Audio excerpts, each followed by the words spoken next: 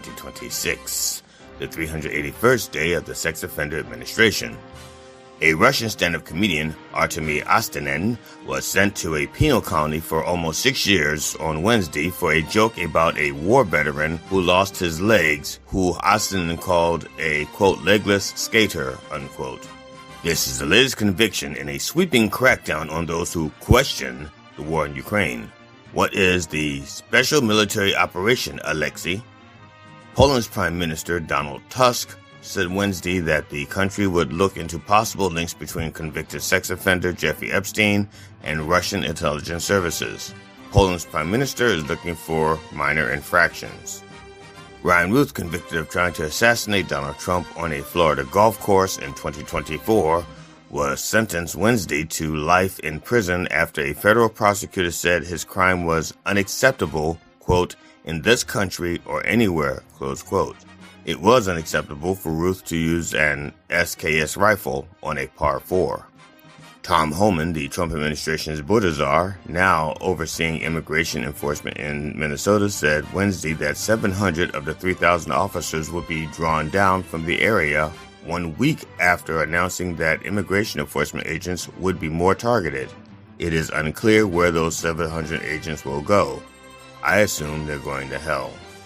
A Doberman pinscher named Penny won Best in Show Tuesday night at the Westminster Kennel Club Dog Show.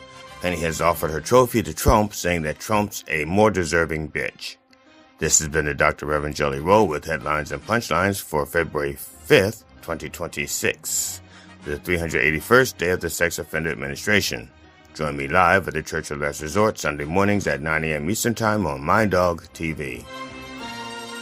The opinions expressed on this program are those of the host or guest and should not be interpreted as statement of fact. Independent fact-checking and corrections are encouraged. Oh, what happened? We just got a disclaimer. What happened to the intro? We need our intro. Don't we need our intro? Maybe not. Good morning, folks. I don't know what happened to the intro. And I'm fine without the intro, I guess. I guess I'll have to be fine without the intro.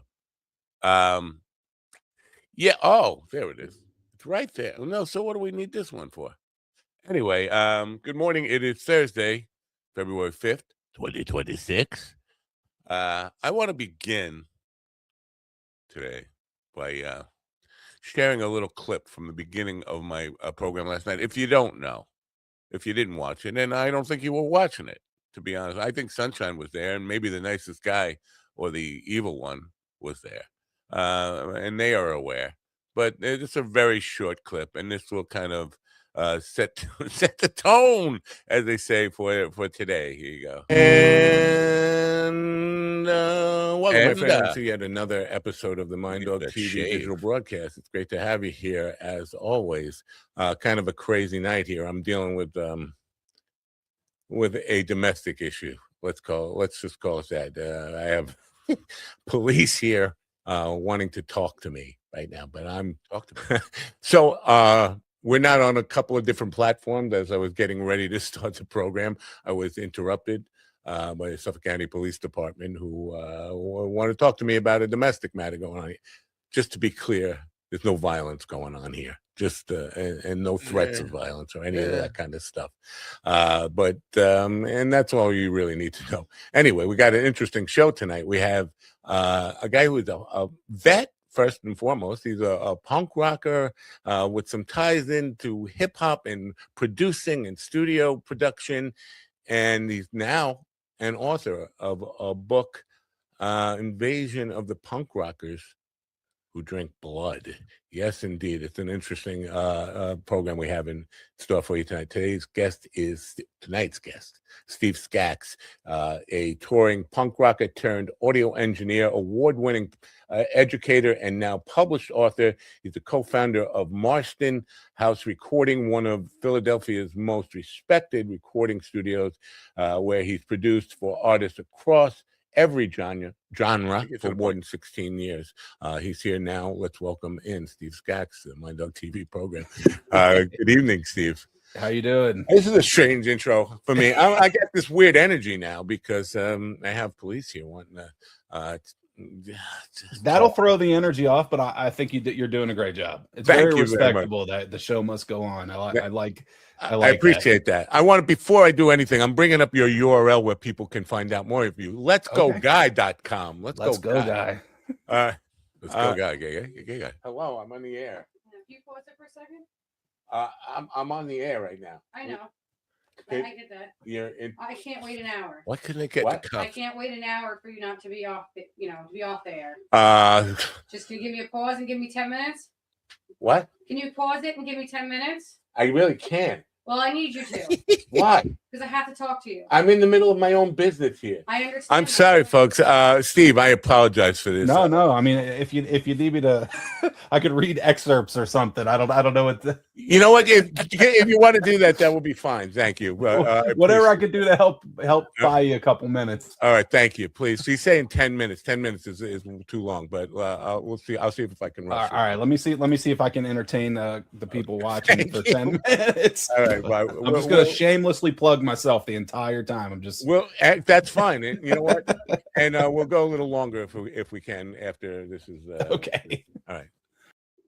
So yeah, I could not get them to take me out in handcuffs, which would have made for a little ratings booster or something and make the show interesting for one. Not that wasn't interesting. That was a lady cop. Now she showed up a little bit later.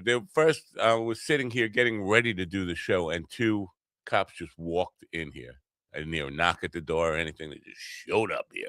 And if you're wondering what it's all about, and I think you probably should be wondering what it's all about, if you recall, if you have a memory at all, and you watch this show or you follow me on social media, you know that this week has been a tough week, and I put some things out on social media, on Facebook in particular, about the rough week I was having. And then I talked about how Nick DiPaolo wanted to know why I would do that. And I basically admitted to something akin to suicidal ideation. But if you folks know me, and I think you know me, and maybe the police don't know me, but my wife definitely knows me, and she's the one who called the cops on me. I'm too much of a pussy to hurt myself. The fact that I have sometimes am prone to suicidal ideation doesn't mean I'm ever gonna try do anything about it. We got the little banner going across there for suicidal ideation right now. So I had no intent of doing it, but she called the cops on me saying I was in danger of hurting myself. But she did it right before the show. It wasn't like she did it at 4:00 in the afternoon. I could talk to them. And so, when they got here, I said, well, get the fuck out of my house. You got no warrant. We don't need a warrant. Well, so I could call the cops on anybody I want and say they told me they were going to kill themselves. And you just go barging into their house. Is that the way it works? But yeah, apparently that's the way it works. So I had to deal with that. Then I had them. I said, I'm doing a fucking podcast. Does this look like I'm going to fucking kill myself? I'm not going to kill myself. I'm too much of a pussy. Listen to the fucking song. I'm too much of a pussy. Anyway, the wife and I are having some difficulties, and and she's flattering herself that I'm going to kill myself over her. Yes, she is. I'm not gonna. I pledge to you all. In a very Jeffrey Epstein type of way. If I end up dead, it wasn't from suicide. Maybe she's trying to cover her tracks. Maybe she just wants to off me. Anyway, I'm too much of a pussy. We know that. Anyway, speaking of that, let's talk about Valentine's Day, which is coming up. How about that? Let's talk about, you know what? I want to talk about Wine Express. I want to talk about Wine Express. Do you want to talk about Wine Express? I thought I had the tab for Wine Express here. Do I? Is that? Yes, I do. And I'll bring up some music here so I can get all sexy with you and talk about, because Valentine's Day, you can't have Valentine's Day without some wine, right? Or can you? I don't know about these things, obviously. So anyway, Wine Express, wineexpress.com. Come on, music. Wineexpress.com, baby. WineExpress.com is the exclusive wine shop partner of the Wine Enthusiast catalog and website, which have been providing quality wine accessories and storage for 40 years. During that time, they've served millions of satisfied customers and built a loyal following of avid wine lovers, unlike another wine sponsor we used to have. It's only natural then they have teamed up with the Great Wine Shop to bring you and their customers very fine wines at value prices. You see there, they have some Valentine's Day recommendations. You can get up to 75% off right now. There's a coupon they offer when you go to the website. Wineexpress.com. In the meantime, let me bring up G.D. Fenderson in the background here while I do this. And I could have just faded that out, right? Could have just faded that out. But anyway, ladies and gentlemen, in the room with me now is a guy who never has called the police on me yet, G.D. Fenderson. Good morning, G.D. Good morning, America. I was eating chocolate because I was expecting a longer time to go. But hey. Chocolate. I thought you. Wait a minute. I got to call the cops. Won't that kill you? Are you? I'm not a dog. I thought you were diabetic or something. When chocolate, I don't know. Yeah, but if my sugar gets low, I gotta eat something to bring it up. And so I have some dark chocolate right here. Dark chocolate. I love dark chocolate. That's the best kind of chocolate. It's the darkest chocolate. Semi-sweet is what they call it. That's why my wife likes me. Oh. Were you aware? You didn't even know about last night because they were still here like for a long time, and I was talking about with Steve about music, and I brought up the geese thing on SNL, and one of the cops he opens the door. He goes, "You talking about geese?" I was like, yeah, "I'm doing a fucking show here." Yeah, I'm talking about geese. Get out of here, you dopey cop. So I had an audience in the house for my podcast last night. Cops. How about that? Yeah. How about that? Yeah. Okay. So the guy who was shot at Trump on the golf course got life in prison because he missed. If he would have, he didn't miss. He didn't shoot. He didn't shoot. He never fired the gun. But if he would have, so what? How is that attempted murder? If I'm just thinking, if he would have actually hit him, though, he would have got killed, right? He would have got executed, killing the president. Or he wasn't president then; he was still running, right? Or I'm confused. Right, he was candidate. It was a candidate, but wouldn't that still be like the death penalty for that automatically? I don't know. I don't know. I think in that case you get an award because you're doing the country a favor. Or did they have to know that this was happening? Did they have to know that this was going to happen? Because we knew this was going to happen, and so we didn't vote for him. But not everybody knew this was going to happen. Or maybe they knew and they wanted it. But anyway, he didn't pull the trigger. And that's one of the things his attorney says. His attorney says, look, if he wanted to kill him, he'd have pulled the trigger or something like that. So it's like, well, maybe you're waiting for a better shot. Just because you didn't pull the trigger doesn't mean you didn't want to. Now, I'm not trying to defend what Ryan Ruth did. I'm just saying that's a really bad defense.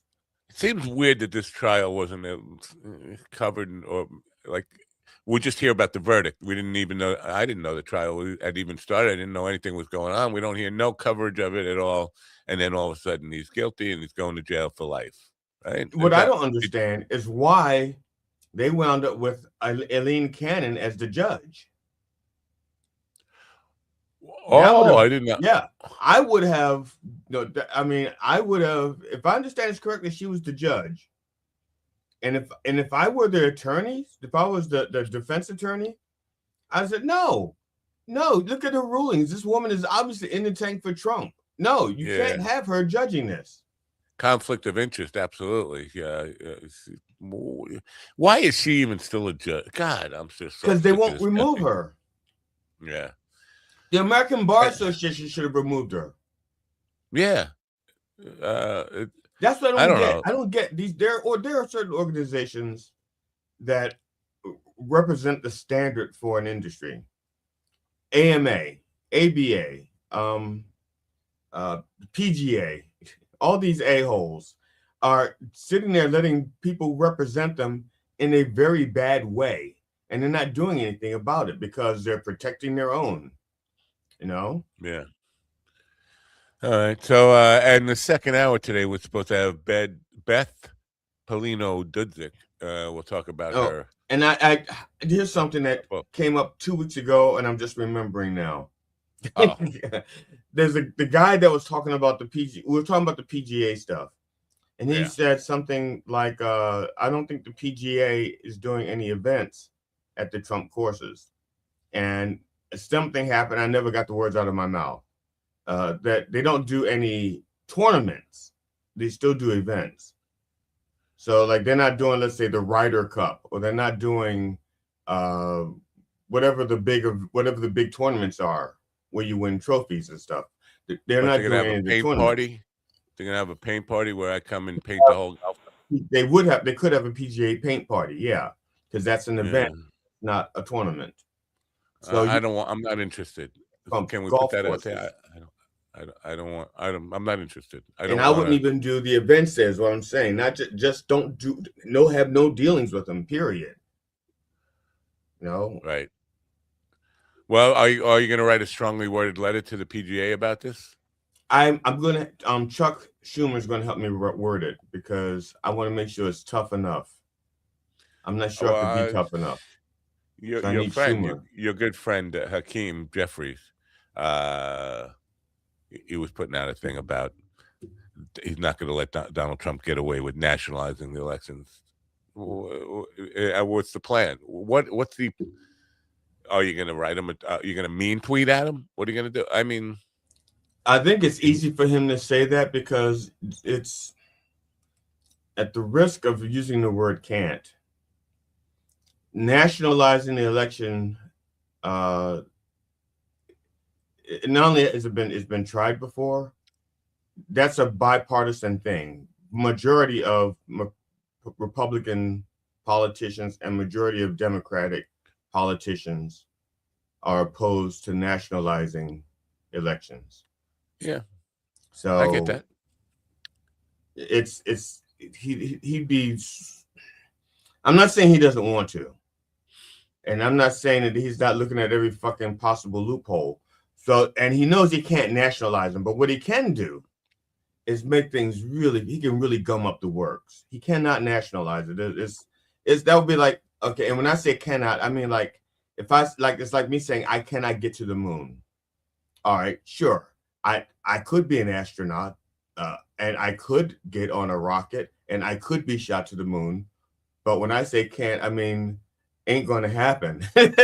So, but yes, all the instruments are there that it could happen, but it ain't going to happen. You want to sing "Fly Me to the Moon" now, don't you? No, I don't even know half the words to it. That's all you need is half the words. Let's put it this way. I know all of the words that are used in that song. All you need is the first sentence. Well, like I said, I know all of the words that are in that song. There's not a word in that song I do not know. I just do not know the order. Trying to think of a fancy word in that song. There are no fancy words in that song. Heavy Kev is with us. Heavy Kev says, "Are you ready for this?" By Matt Napo. Great song and video. Thank you very much for that. That was like, oh my God, 2008, 2009 or something. I did that. It's an instrumental. There's no fancy words in that song either. No fancy words. Not even a word. Oh, well, no, it's not true. Give me just a little bit. Give me just a little bit. Give me just a little bit. Says 4 times. And then, are you ready for this? Are you ready for this? Are you ready for this? Are you ready for this? So there are some more. It's an instrumental with words in it. Oh, okay. So it's like One Step Beyond. Yeah. One Step Beyond. Oh, yeah. Where's that from? Huh? Well, who did that? What Madness. Madness. Oh, yeah. I love that song. I think it's so fun. And, why are they so short-lived, man? Our House, they fucking great band, very influential. Yeah, I don't know. I do not know why they didn't catch on. Probably, they were a ska. Pretty much, they were a ska band, right? Right. And a lot of ska bands didn't really make it. I mean, longevity-wise, like the music is still timeless. Like the specials, which are probably the preeminent of the ska bands. I mean, in my mind, I can't think of a more prevalent or more popular ska band than the Specials. But then again, There's Well, they probably were responsible for No Doubt, who started as a ska band, but then kind of changed when right. what's her name? What's her name? Gwen Okay, you know her Stefani. name. Yeah, that one. When she became the lead vocalist, her brother actually started a No Doubt, and he was a big Madness fan. He started by learning the whole Madness's first album. Now, I might be their only album for all I know. Yeah, it's bands come and go, and it's just sometimes like a band like that. That song, that Our House was a huge hit. It's not just MTV, all over the radio. You couldn't get away from it, and then here and gone. Like, wow, would you get No, bored? there was a couple of when I used to do my radio show from my house, clickhere.com. Click here. Yeah, clickhere.com. And all I do was all I did was cover local bands, unsigned bands. That's what I did. That's all the music I played. Those are the only people I interviewed, unsigned bands. And there were some bands that were so good that I really, to this day, I'm surprised they did not make it on a national stage. There was a band called Mr. Underhill. They were to me like they sounded like the Chili Peppers with better vocals and better lyrics. You can't get better than Give It Away, Give It Away, Give It Away now. As a matter of fact, they did. They said, sell it away, make a profit now, which I think is way better than Give It Away. Take it. Yeah. Yeah, I think, sell it away, make a profit. So yeah, all right, that's fair. That is not one of their songs. I don't want anybody to think that. I don't want anybody who either knows Mr. Underhill and goes, I don't remember that, or doesn't know Mr. Underhill and go, that's fucking stupid. They were a really good band. Their stage presence was good. Their musicianship was really good. And I was surprised. As a matter of fact, back then, I was pushing them whenever I could. I was putting together events so that people could see them. That's, there was like there were 3 or 4 bands that I thought were so good they'd make it nationally. So I put together a little show just featuring those bands, trying to get around and putting together so much work. I had no idea how much work it was, which is why I think we got like 2 shows. We got 2 shows off the ground, and that's it. Trying to schedule everybody together when they're separate, they're not like a label, Yeah. It was rough. So talking to Steve Skaggs last night. Oh yeah, that guy. How long did he have to read?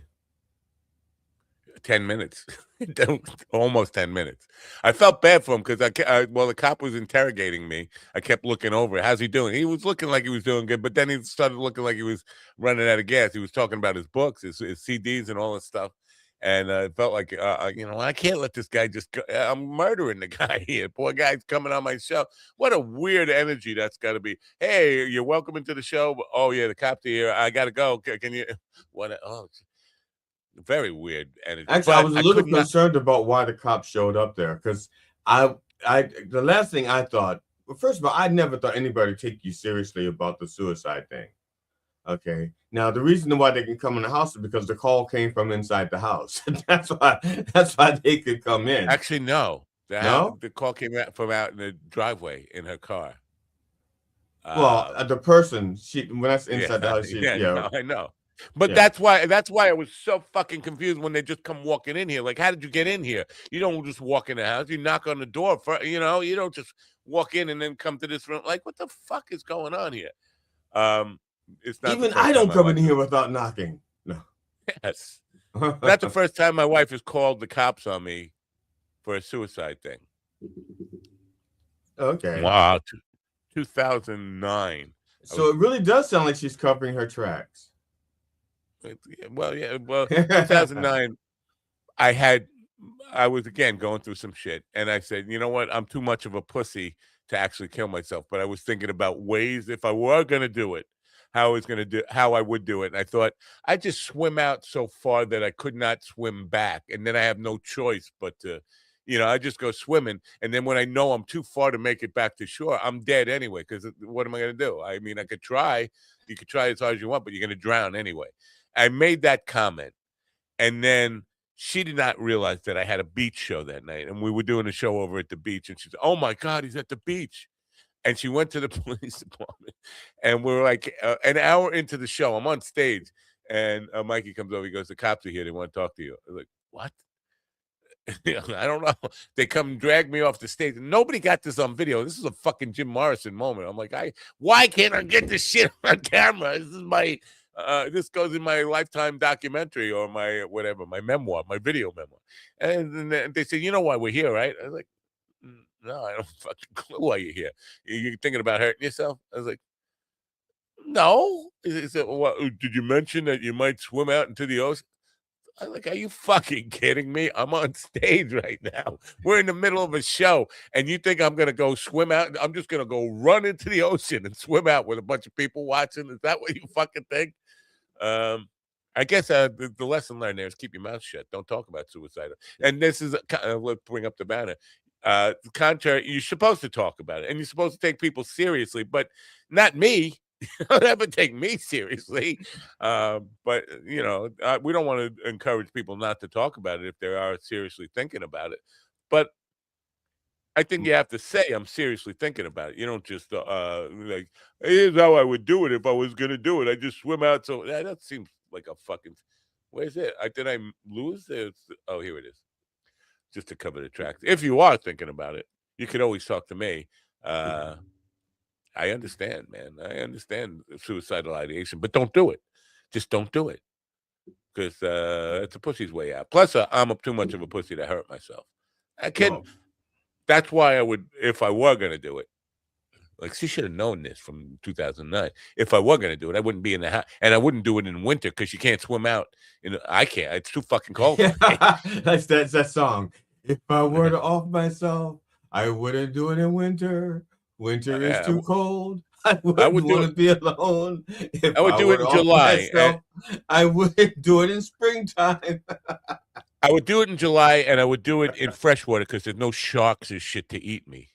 Because I don't want to get started. Like, let's say, when this is one, not joking about suicide here. I'm not, but if I were to follow through with that kind of thing, where I just swim out too far, I couldn't make it back to shore, I wouldn't want sharks to start prematurely eat. "Oh, he's dead? No, I'm not dead yet. Wait. You can eat me after," because they don't understand, right? Sharks don't really. People are not sharks. People are not on sharks' list of menu items. They don't try to kill us. They don't really want to kill us. No, but if one we don't even taste, we don't even taste good to sharks. Most sharks bite us to find out if we are edible, and then they go, "Oh fuck, people, man." Nah, I don't think that's true. It is true. How do you know? Have you ever gotten like a 3-star review from a shark? "Oh, the food there was terrible." I mean, how do you? No. Once the frenzy starts, they're not.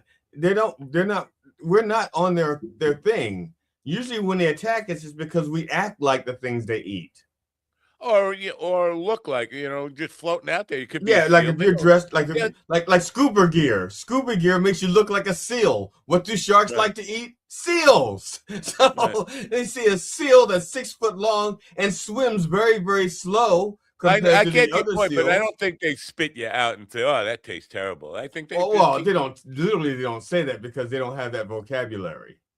Right, but my point is, I don't want them. If I'm gonna, and I'm not doing that. Believe me, nobody send any cops here. I'm not. I'm too much of a pussy. Listen to the song.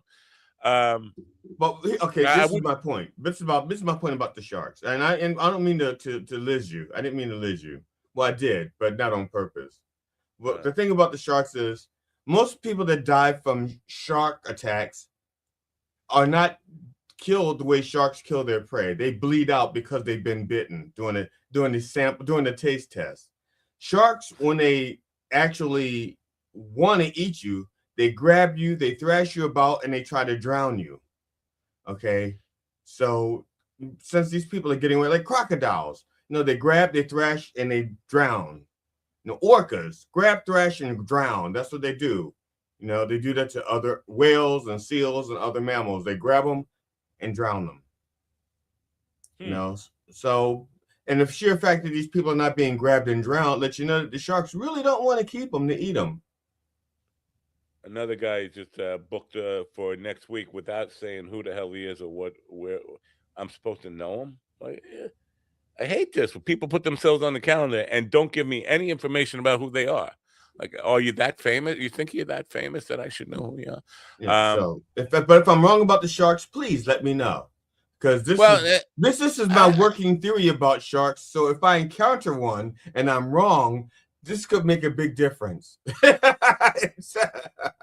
Well, this is my point is that I don't want them to start taking bites out of me before I'm dead. Like, I won't care after I'm dead, but if I'm just swimming out there with the intent of and I'm not doing this, by the way, if the intent was just to swim out so far that I couldn't swim back and now I'm going to drown, let me drown and be dead before you take a bite out of me, shark. I don't know if we have any sharks watching right now. But if you are a shark and you're watching, well, it's a little early on the West Coast for them to be watching, and it's a little cold on the East Coast for them to be within range. So I don't know. I think sharks are pretty much all year round up here. I don't think they care about the cold water as long as there's food. I don't know about that though. We have dolphins, even though it's cold. So I would think, where there's dolphin. I don't know where there's dolphins, there's sharks. What am I saying? I don't know. All right, I'll get to you, man. Stop. Oh, man, these people, I'm telling you. My wife said something to me. My wife doesn't usually talk to me about the show first thing in the morning. She doesn't care. She doesn't give me like a cautionary tale or anything. But she did say to me, "You and Matt are not going to fight today, are you?" I said, "We didn't fight yesterday." We did. We fought. I knocked you out in first 15 seconds into the first round. And, you were like Marvis Frazier. I don't know. Was it Marvis Frazier? Yeah, Marvis Frazier that Tyson beat in 15 seconds? I don't remember. I don't know. I know he did one in 90 seconds. I know he had like 2 fights that didn't even last a total of 3 minutes. It's like, oh, bam! Now, he had done like a conversion to Islam, and then he was like, yeah, he was like, I don't want to fight I don't want to hurt anybody. I don't want to be the person I was anymore. I don't want to hurt people. And then he's on the plane, and some guy was just making fun of him, and he sort of beat the shit out of the guy. I guess that whole religious awakening only lasts so long until you get on the plane or whatever. He was also at the premiere for Melania at Mar-a-Lago. Right. Whatever that. Speaking of Islam, this thought occurred to me either early this morning or late last night. I'm not sure when, but in my mind, one of the whitest things a person can wear is a fucking bow tie. Okay, bow ties. That is not like black apparel. I mean, I remember I remember when I was a kid. When I was a kid, yeah, I had to wear a bow tie. But as soon as I got old enough to wear a real man's tie, the only time I wore a bow tie was with my tux. With my tux, I had a collection of bow ties that I could tie. But that's it. That's the only time I wore a bow tie. Bow tie was with my tux. Other than that, nope. And when I see people wearing a bow tie, I'm thinking, how fucking white is that? So why would the very people who says I don't want to have a white man's name run around wearing the fucking bow tie as their national neckwear? Yes. Why? If he's so anti-white, is he wearing that bow tie? Bow tie says I am white. Maybe he couldn't afford a real tie. I don't know. Then wear something black. He had money. Okay, then wear something black, like a noose or something. But don't be wearing a bow tie. I don't know. What's white about a bow tie? Ask Tucker Carlson. Tucker Carlson definitely is white. Yeah, he's as white as you can get. He's the white replacement guy, right? White replacement. I'm just saying, if you're gonna the traditional neckwear for a black person, it's not a bow tie. So why did Farrakhan? Why? That's my question. That's what I don't know. I was hoping you would Did his followers? I was hoping you'd have that answer because you're Muslim, aren't you? I'm not a white guy, nor am I Muslim. I thought you were a Muslim, and that's why ICE attacked you. They want you to go back to Muslim land.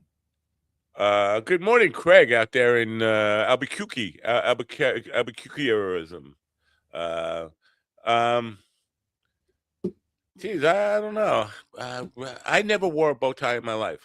I don't think I did. Anyway, I maybe. What about your baby pictures? Because you and I are about the same age. And if I had to wear a bow tie as a child in Baltimore, God damn it, you better wear one. You had better had to wear one too.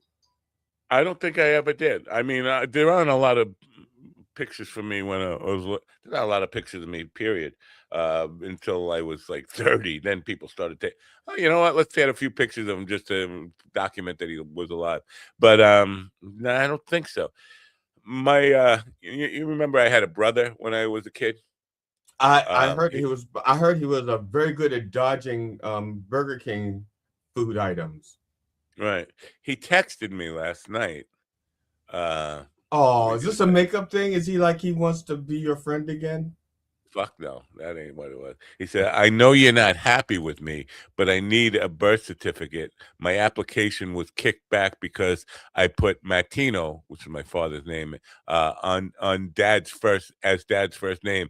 Any chance you could let me know what they have on yours? Don't want to guess, but have it denied again. It took 4 months to get back to me. And the deal is my birth certificate got lost when ICE beat me up. This is not when ICE beat me up, and they were the guy finally let me show my ID. A bunch of shit fell out of my wallet, and I wanted to go chase after it. I wasn't thinking it was anything important because I have so many fucking like receipts and nonsense. Why would you have a birth certificate in your wallet? Because I don't have any safe place to keep anything that was, and obviously that wasn't a safe place. I didn't know that. But my life is a mess. I'm so disorganized that was the safest place for it. Apparently not all that safe because it blew away. And then I was so flustered by it. I didn't go chase after or anything that fell out, and it took me about a week to realize, oh shit, I lost my birth certificate. So someone out there actually could be using your birth certificate for. It wasn't in good condition, by the way, but it was 66 years. Now, was it? Okay, it was your original birth certificate. Yeah. Now that's something I would love to have my original birth certificate. I do not have it anymore. You and my brother. Well, I do have a copy. I have a certified copy, from the Department of Records or whatever. And that's in a safe place, someplace that nobody will ever, go to look for it. It's with my comedy scripts. So it's in a safe place. What about someplace where nobody will ever go? My comedy script drawers. I actually have 3 drawers. I'm sorry. Malcolm X wore a bow tie too. Here is pictures of him. Yes, that's what I'm talking about. Yes. Not always though. He wasn't like Farrakhan. He mostly wore a regular tie, but there are pictures of him with a bow tie. Muhammad Ali wearing a bow tie. Yeah, is that a Muslim thing? I think it was a Nation of Islam thing, not a Muslim thing. Yeah, Nation of Islam. Nation of Islam is a very specific sect of Muslim. All right. So why did they adopt that? That's what I'm saying. I was hoping you'd know. Yeah, there's nowhere. Anyway, no, if you like in the city, and matter of fact, and that's how we know the Nation of Islam people, by the bow ties. That's it. That's how we know them. We don't know them by, I guess we could tell by their actions. But yes, the bow ties and the bean pies and the newspapers they sell. Final Call, I think it's called. But I didn't care about the newspaper. I cared about, I don't even call their newspaper. They called it a newspaper. I called it a propaganda paper. But the bean pies, oh my God, I love the bean pies. Oh. If anybody out there has access to like something like Google or something, or a bean pie, you could find ask why the Nation of Islam adopted bow ties as part of their uniform, their standard look. I guess that's a uniform. Yeah. So we're gonna have Arthur on in the second hour talking about. Okay, I have a theory. Now. Oh, what? Because they wanted to dress sharp, and bolos and regular neckties look too much like nooses, so they weren't going to wear those. Bolos are too cowboy redneck. So, yeah. But regular neckties, yeah. Yeah, that looks like an inverted noose. So maybe that's it. And they said, yeah, but we want to look sharp. So what are other options? Well, then they had the meeting. It's like, we could wear ascots. Okay. How many black men here want to wear an ascot? 2.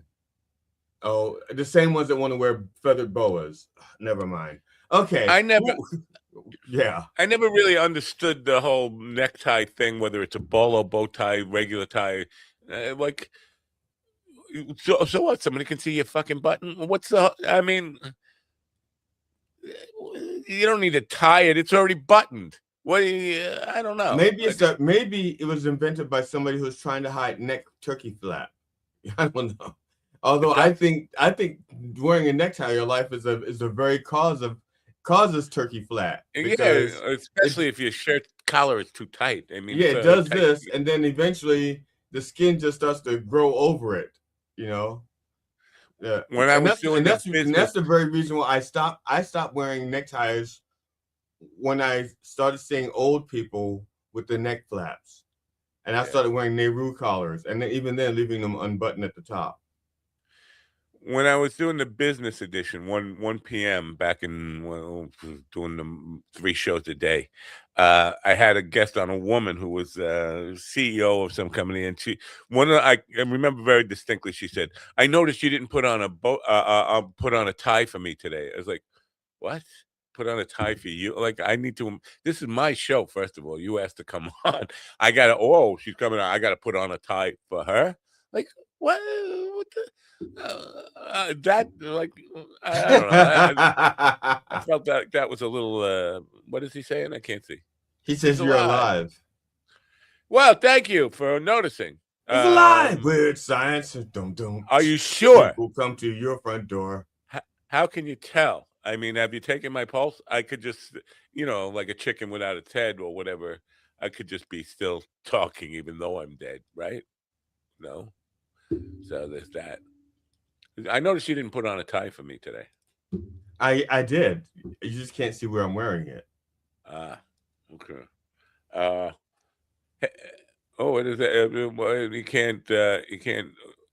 What?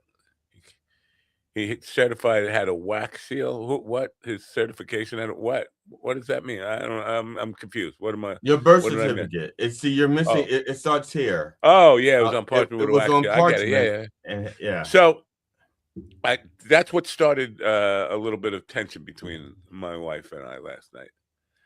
I went out and I said, "You don't know how I get like a copy of my birth certificate, do you? I mean, how you go about doing that?" And she just started yelling at me. I guess she had a rough day. She had just gotten home, but she started yelling at me, and I was like, "Really? I deserve better. You don't just start fucking yelling, dumping on me because I'm asking you a simple question." And from there it escalated, and then before I know it, the cops are coming in. Like, what the fuck is going on here?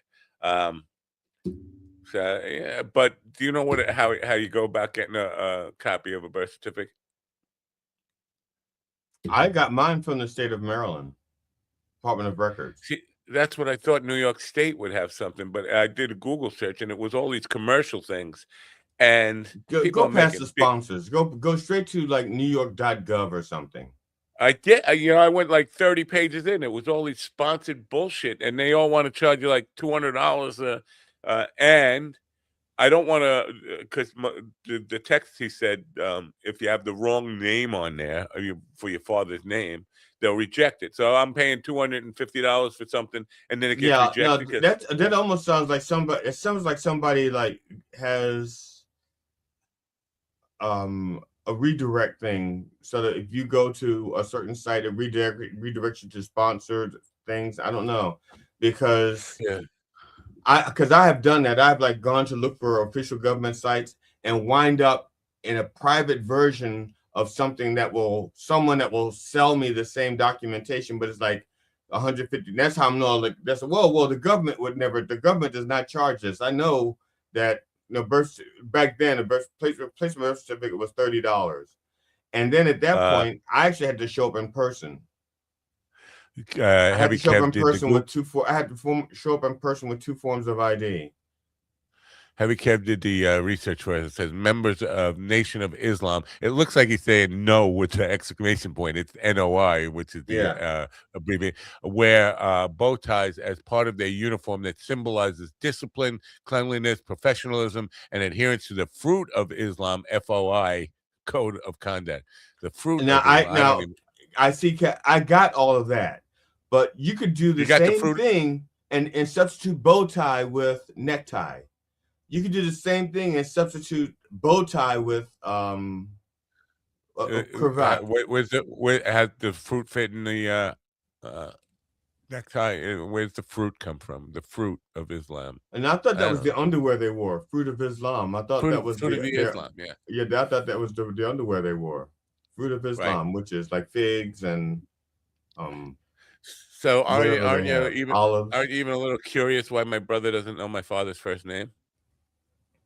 No. Oh. I mean, now I am. I wasn't before, but go ahead.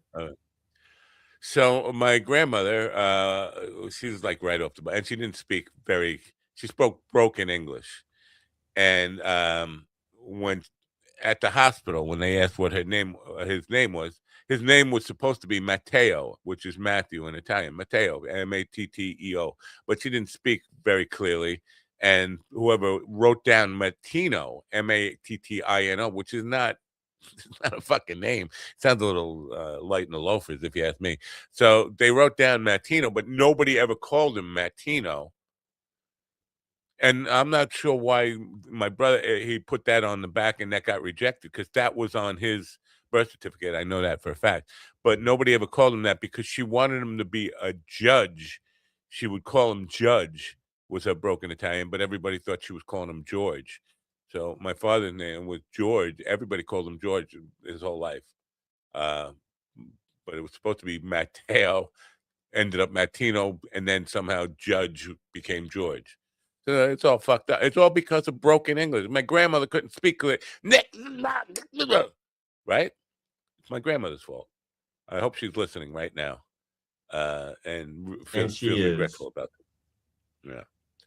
And she's saying something, but I can't understand the fucking word she's saying. I know. As long as she's slipping you a 20, don't complain. So that's how you know. That's how you get somebody who could channel your grandmother. That's how you know they're lying. Your grandmother says she loves you. Says she would never say that. She said, "Here, take her 20." So your grandmother says she has a message from your father. Nothing says I love you like a 20. Well, with inflation now, what would it be? Because she died in like in 1965, 66, something like that. So what would that 20 be? She can give you like a $500 bill now. Is there a $500 bill? Yeah. I don't know. Is there a $500? Yeah. All right. I'll take it. Thank you. Thanks, Grandma. So yeah, nothing says I love you like a $500 bill. Well, a $1,000 bill would say it too. But I think we have a sponsor. I don't have the link to the sponsor, but I'll add the sponsor in the next couple of days. Fake money. Prop money. You know what? Maybe I probably don't even have it. Fuck. I was cleaning up and I reorganized my download folder, but they sent me a video for this new sponsor, Prop Money, and it looks so fucking real. And I'm thinking, what's to stop people from using this as counterfeit money? It looks so fucking real. Oh shit. I deleted everything, didn't I? I'm terrible. I thought I transferred it to a portable drive and it didn't go, and then I just deleted the main folder. Man, what a dick I am. So I don't have it. So I gotta go like back a problem. Sounds like a problem. I was thinking that sounds like the substitute words for a Beatles song. And then they find out a different song that real words. They got the music. Say, okay, can we change the words from "what a dick I am" to something else? How about number 9? Number 9. Yeah. That's a good start. That's a good start. Yeah. Anyway, this prop money company, it looks like real money. It's like stacks of hundreds and stuff. And like, what's the use for that? Who needs prop? Videos? Right, but there isn't like a big customer. Who's what? All hip hop people who are doing like, I got my mind on my money and my money on my mind. Who else is the customer base for this product? Like, they got a very small. You got to be making videos or movies, right? Videos, or gangster movies. You're just too lazy to counterfeit your own. Police, police stings.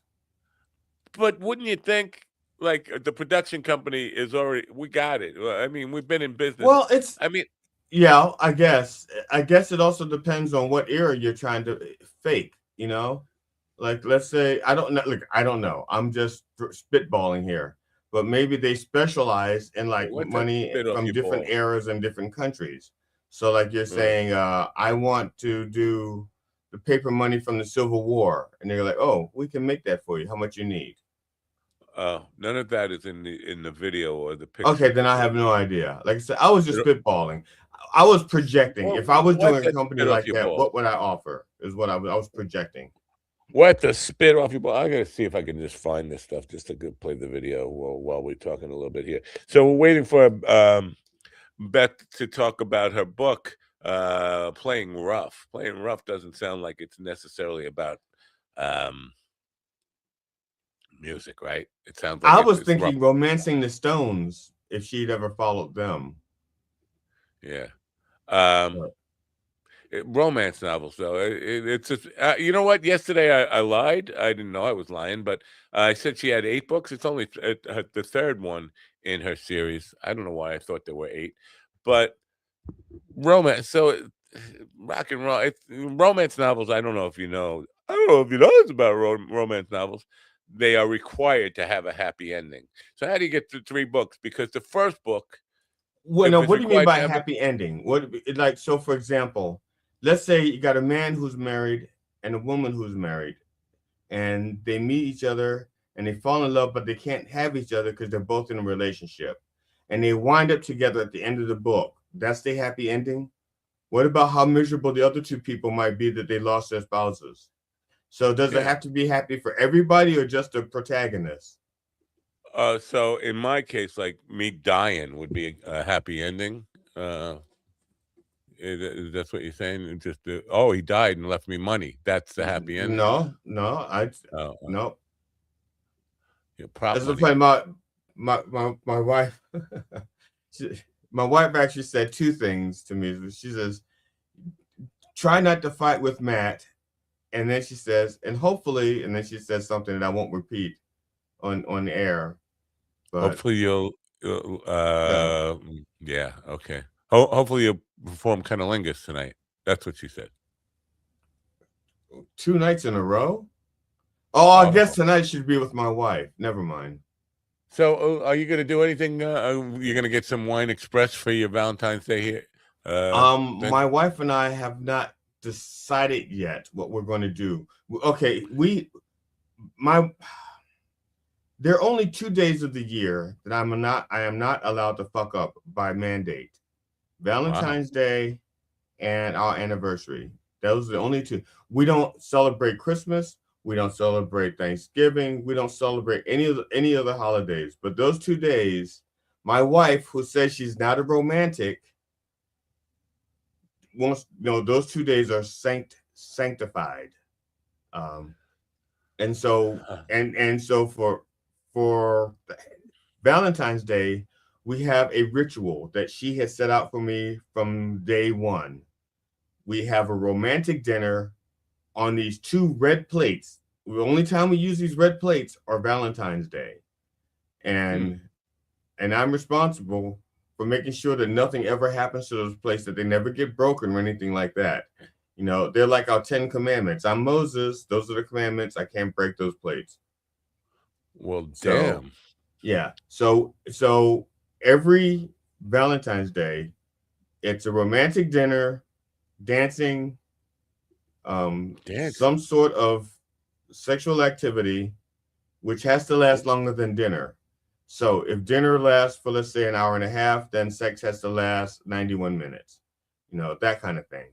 So it's, but it's a whole formula that we have to do every single year.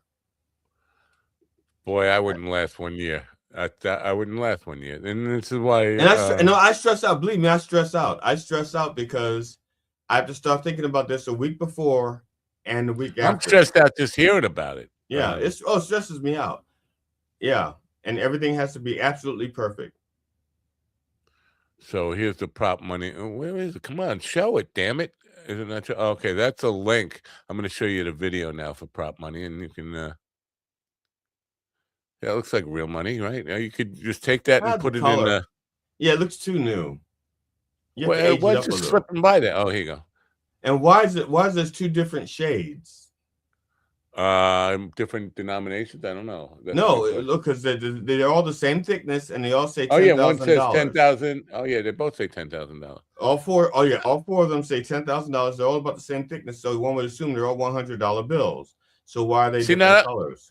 Yeah, that looks like you could probably stick it in a machine at like a supermarket and get away with it, right? No.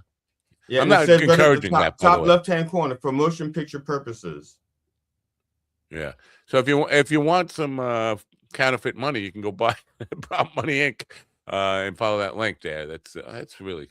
I'll leave it up there so you can like write. Oh yeah. But I just don't see a big customer base for this product. See now that looks real. Whatever. But I'm sure you'd get in trouble if you got caught trying to use it. Yeah. I just can't. Like, how many people are actually in the market for prop money? Probably less than 1,000 nationwide, right? Do you agree with that? Like, it can't be like more than 1,000. Let's be really generous. 2,000 customers for it. Okay, I'm not sure if this is sexual instruction, like a position thing, like misery in the middle, happy in the end. I don't know. It just sounds like almost like instructions. Okay, we got misery in the middle, happy in the end. Yeah. Don't put nothing in my end. That's all. I don't. So prop money. I guess I'll put some music to that and maybe a voiceover about whatever. If you're doing a movie and you just need a stack of thousands, a stack of hundreds to impress people, and you're a poor motherfucker like me and don't have a stack of hundreds, go to Prop Money Inc. Blah blah blah blah blah. Follow the link to the blah blah blah blah blue. Right? That's a good copy, isn't it? Prop Money Inc.pxf.io/A0BD or is that a capital O? Capital OBD MO. Yeah. Boy, oh boy, that's a difficult link. Can't we just have propmoney.com/minddog? Can't we just have that? Anyway, let's get rid of that. All right. So now they've been properly sponsored. Go ahead. What? No. I forgot what the lettering was. That was OBD. Yeah. OBD. With the little MO. Utter black dick. It just occurred to me. Remember the other day I shared that YouTube recommendations. It was Bethany Baptist Church carpet cleaning, and it was like I saw the thing on Facebook. She wasn't actually cleaning the carpet correctly, but I didn't put two and two. It's sponsored by Bethany Baptist Church, BBC, Big Black Cock. I didn't put two.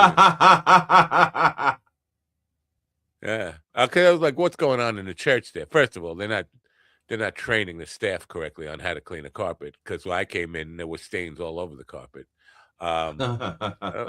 It's just, and why is YouTube? How is it? How do they even accept that as an ad? Like, is nobody reviewing the ads they put? I guess money is money, right? Or just, we'll take it. Sure, you want, if that's what you want to. And what is the actual product? Because it's not carpet cleaning. It's it's all very confusing to me. It's carpet bagging. but it's in your spot. If you're in your recommended videos, and that's the sponsored one. Like Yeah, I didn't click. yeah. It's like I don't. If I click on that, what's going to happen? Like Exactly. Yeah, bad things are going to happen. That's what's going to happen. Or if you even posted something like that. Yeah. See, that's what to me. That's what upsets me. It's not the fact that there's a lady sucking a penis on the YouTube. I don't care. The thing that bothers me is how they are so quick to take my shit down. That's what suggestive. Yeah, they got mad at the Tantley commercials. That's why I had to cover up the fake vagina with Steven's ugly head. Yeah, they got mad at me because I had prosthetic asses, which have no holes in them. Right. So that's why. Then they go and show you. But I was thinking about, because I'm, my eyes are fucked up, especially with the bad glasses now. Yeah, your eyes are seeing glory. Yeah. Is there any way that just is giving me the impression that that's a woman sucking on a big black cock, and not, it might be actually a picture of a antelope fighting Willie out in the, I don't know, but like not really be what? Oh, you're just looking at it wrong, man. How they. Now I know, like there's a video of a monkey sitting on like a branch or something, or it's like maybe a pump from a water well. You remember the old wells that used to be in the yard, and you had a pump like that? Well, in some places they're not handles like this. They're like just long. Well, you got to have the leverage. It makes it easier to pump if it's long. So there's like a baboon or something sitting at the top of it. So there's this big long thing coming out of the middle, and you got this lady doing this. And so that's not really her moving his cock up and down. It's more like, suggestive of it. But that's different, Right. Because first of all, that his member is not that smooth and wood-like. That would be a woodland creature that has something like that, not a baboon. Yeah, and I'm wondering, like, what if you're gonna put that ad up?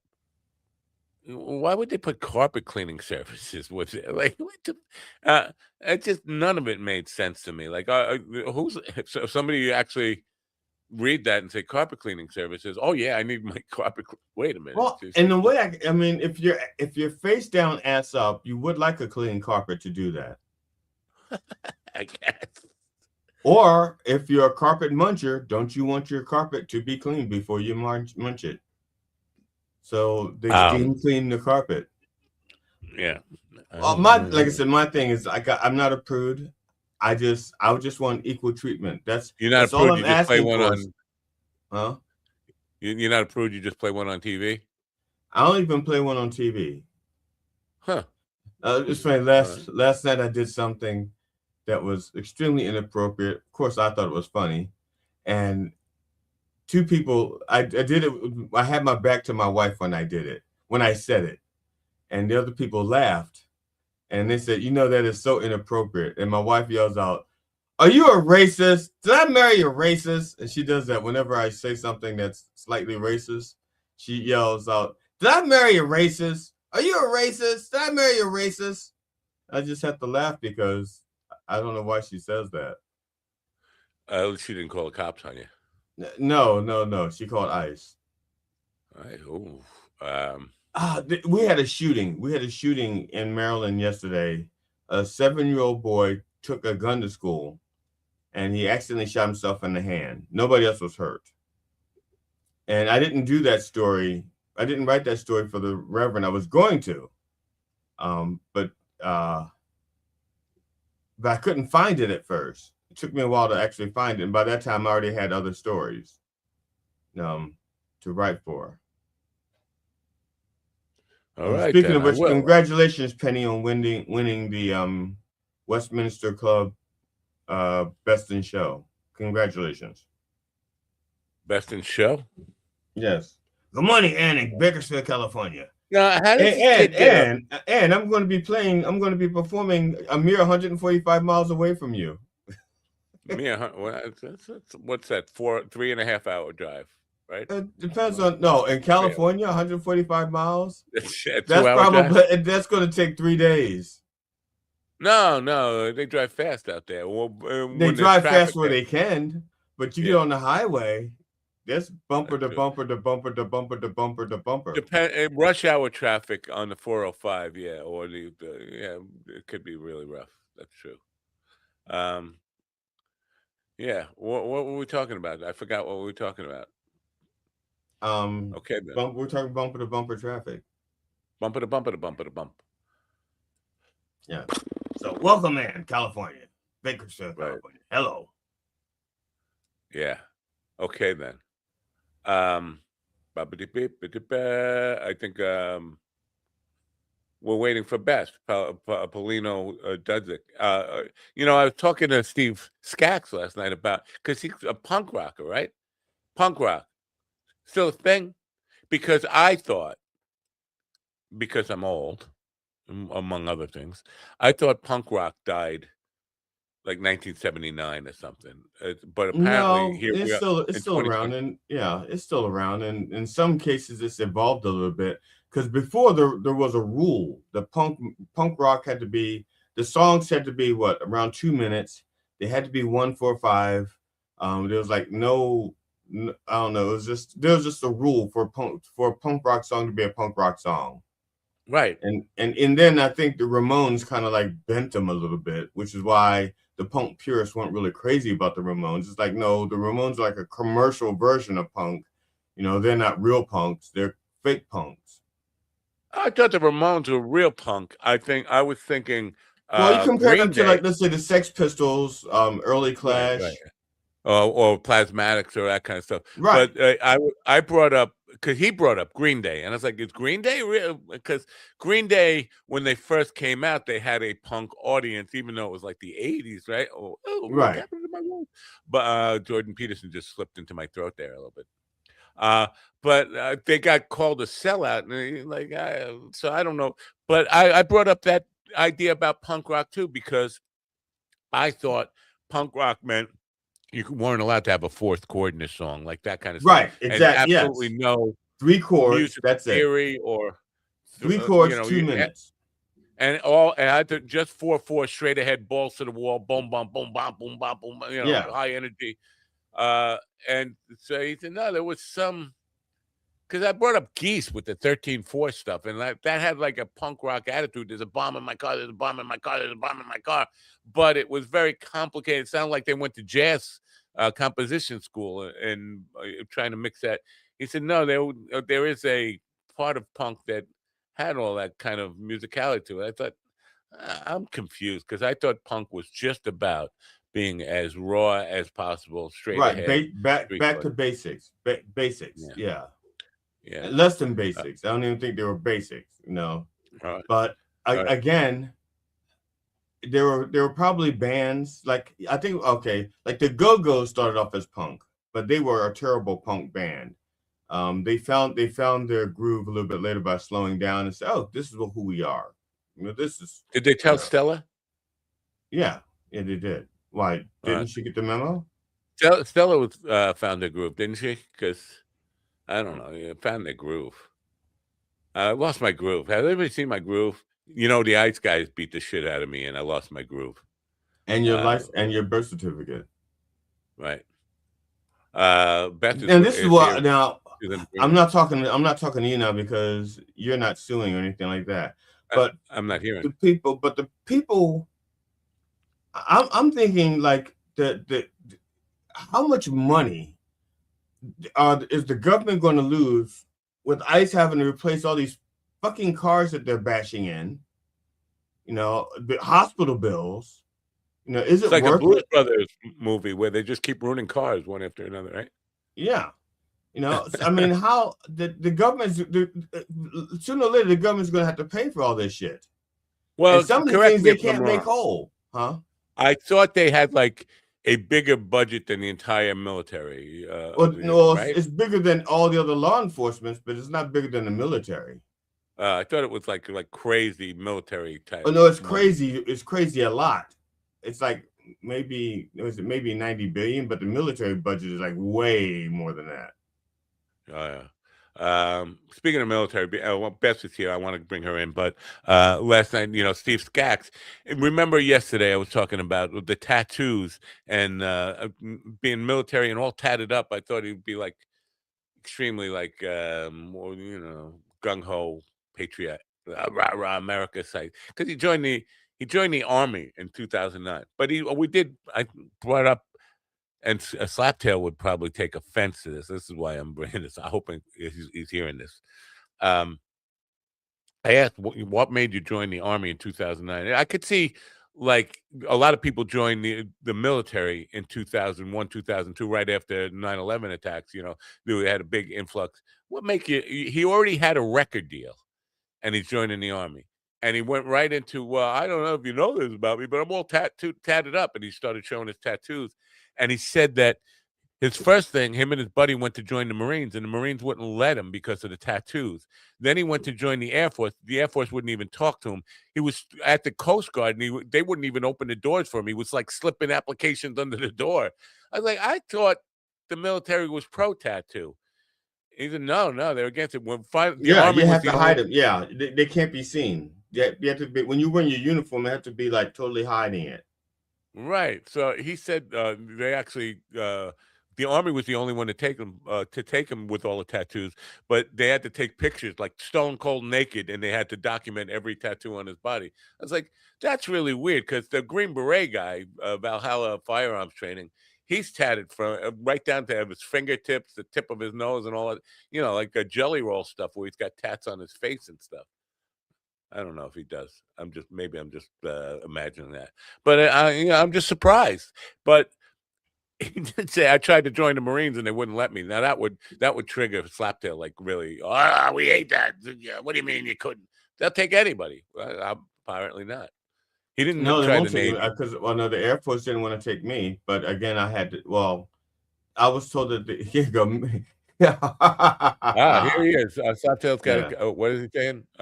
He said, fuck off, Matt. Oh.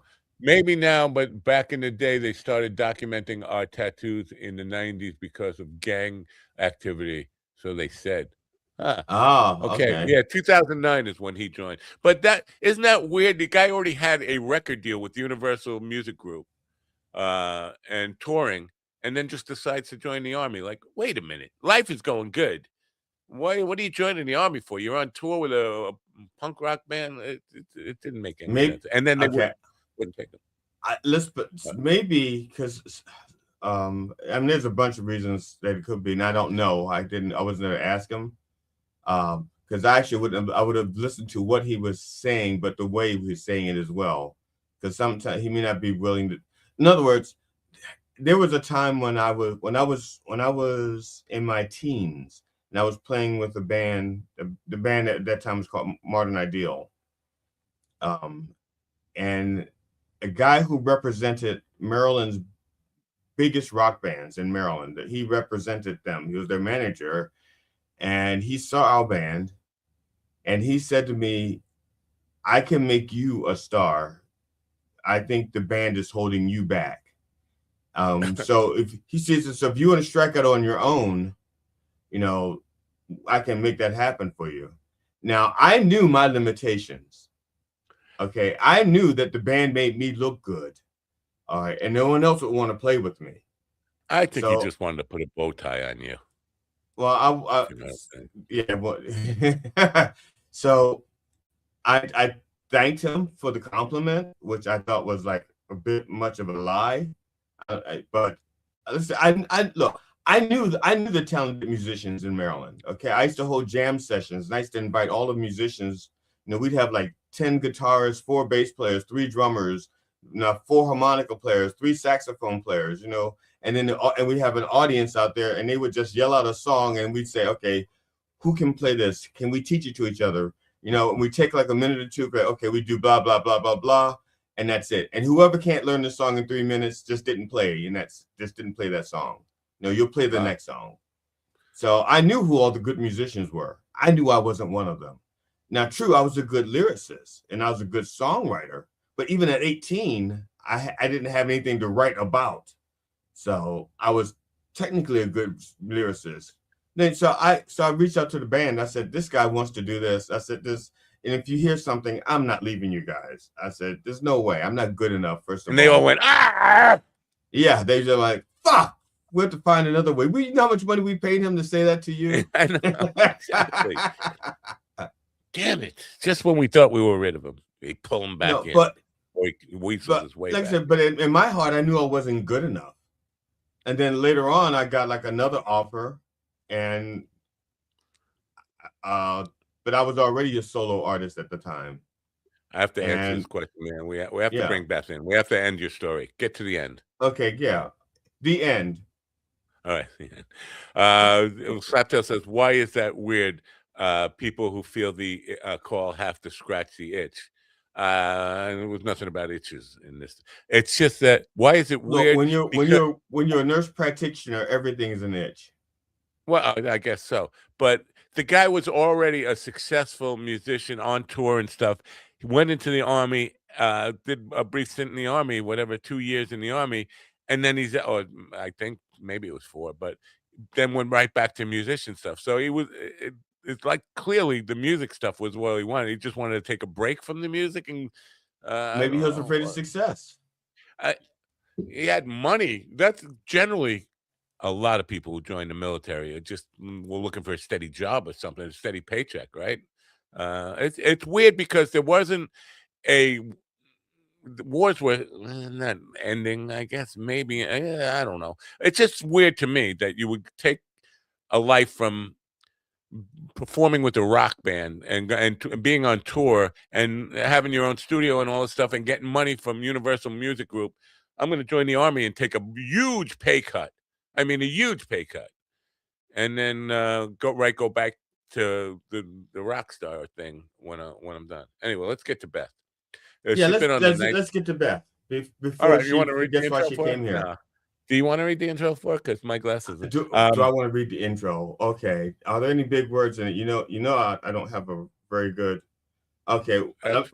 First of all, Beth, if you're listening and I mispronounce your name, I apologize because this is my first time. I'm doing a cold read. Beth Polino Dudzik was born in the Bronx of NYC. She spent most of her life in Westchester County. She received a BA in Business Administration and then moved to Honolulu, Hawaii, where her 3 daughters were born. She came back to Westchester to raise her girls and worked at IBM upon her return. Although the story is fictional, it is a tribute to the author's fond memories of her time in the 1970s to 80s band scene. The story developed over decades in her head. It was waiting to be written. She now lives in Pike Road, Alabama, with her husband and their miniature dachshund, Truffle, which is her husband's pet name for his penis. Sorry, no, stop. Okay, all right. Beth's favorite pastimes are cooking, baking, and everything football. Everything football, and she's here now. Good morning, Beth. Thanks for being with us. Good morning.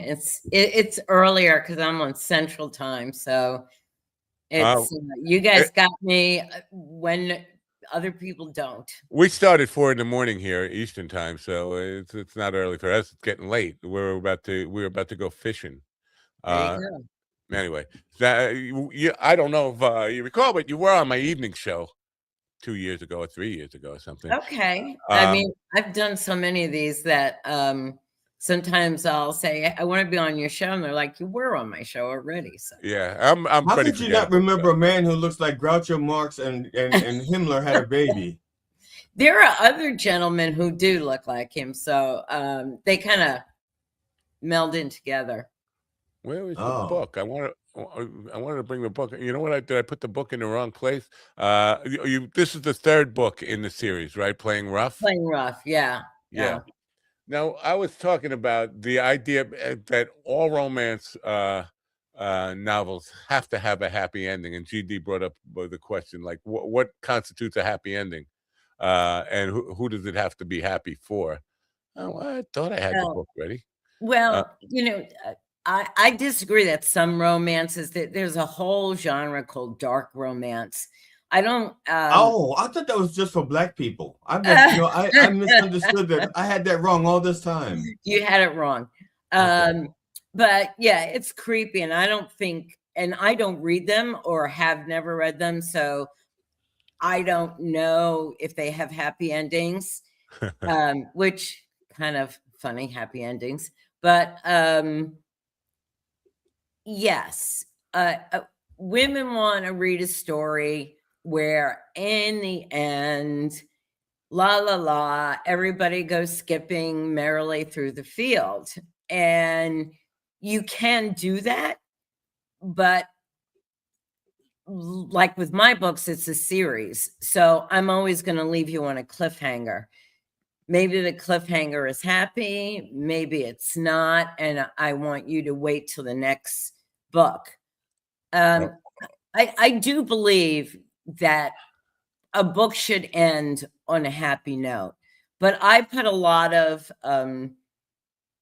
bad things, bad people. I have protagonists, and look, it's rock and roll. So there's substance abuse issues. There are a lot of things, and you need to, with the good, you've got to sink low. Otherwise, it's a boring book. Yeah. Okay, No, now that's I exactly have what I was going to ask you about the with the happy ending stuff, because this is a series. This is the third book. Is this the final one, and does this have some resolution to it? It has a resolution for that. Not even, no, I wouldn't say it's a resolution. It's leaving you saying there's more. I have books 4 and 5 that are all done, and I'm working on book 6. There's going to be 8 books. Every time I think, oh, okay, I'm done, I put the characters in a new set of situations. That's where I got the 8 books from, because yesterday I said you had a series with 8 books, and usually most of the authors, I mean, the max in a series we've talked to is 5, and I said 8, and then I went looking for the books today, and I was like, there's only 3. Where did I get 8 from? So 4 and 5 are written. I would say I thought it was halfway done, and then I looked at the word count, which in writing, word counts are a very big deal. And I'll probably have to move some of book 6 into book 7. I know how the story, the next horrible things and how they're going to be resolved, but I'm waiting to give the book to the editor. And because I'm self-published, I have to come up with the money, and I have a good editor. There are some people who self-publish, as I've gone to these romance conventions, and I'm like, how do they have 10 books?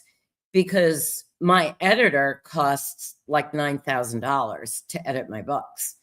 Because I have a real editor doing it. So it's a quality. Not AI or not a computer or. Oh, Amazon will not. I mean, Amazon has gotten first of all, I don't believe in AI in writing books. If it's your words, why do you need AI? I mean, you're supposed to be coming up with the story. Well, I meant to edit. I meant like AI goes through it and edits. Yeah.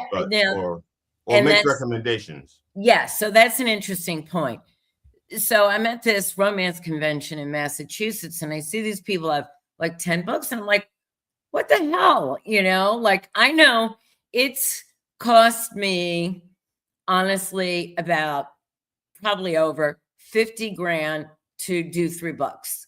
And so I'm waiting for my tax refund, because the business doesn't make money. So Uncle Sam gives me money, and then I could put it into book 4, which is ready, and then get that out.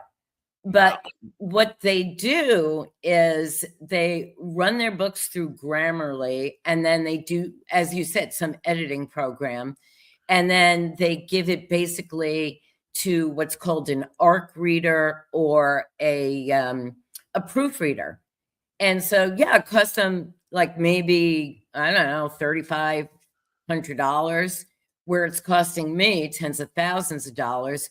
But their books are crap. I mean, like my marketing person started reading some of the books that I said, oh, these authors, and she goes, Beth, there's no editing in here. Like a good editor, my editor tells me, because sometimes you lose track of time, because I start like in the mid 70s, right? And I'll be like, the caller ID, and my editor will say, Beth, caller ID didn't happen until 1980 something. And I'm like, oh yeah, right.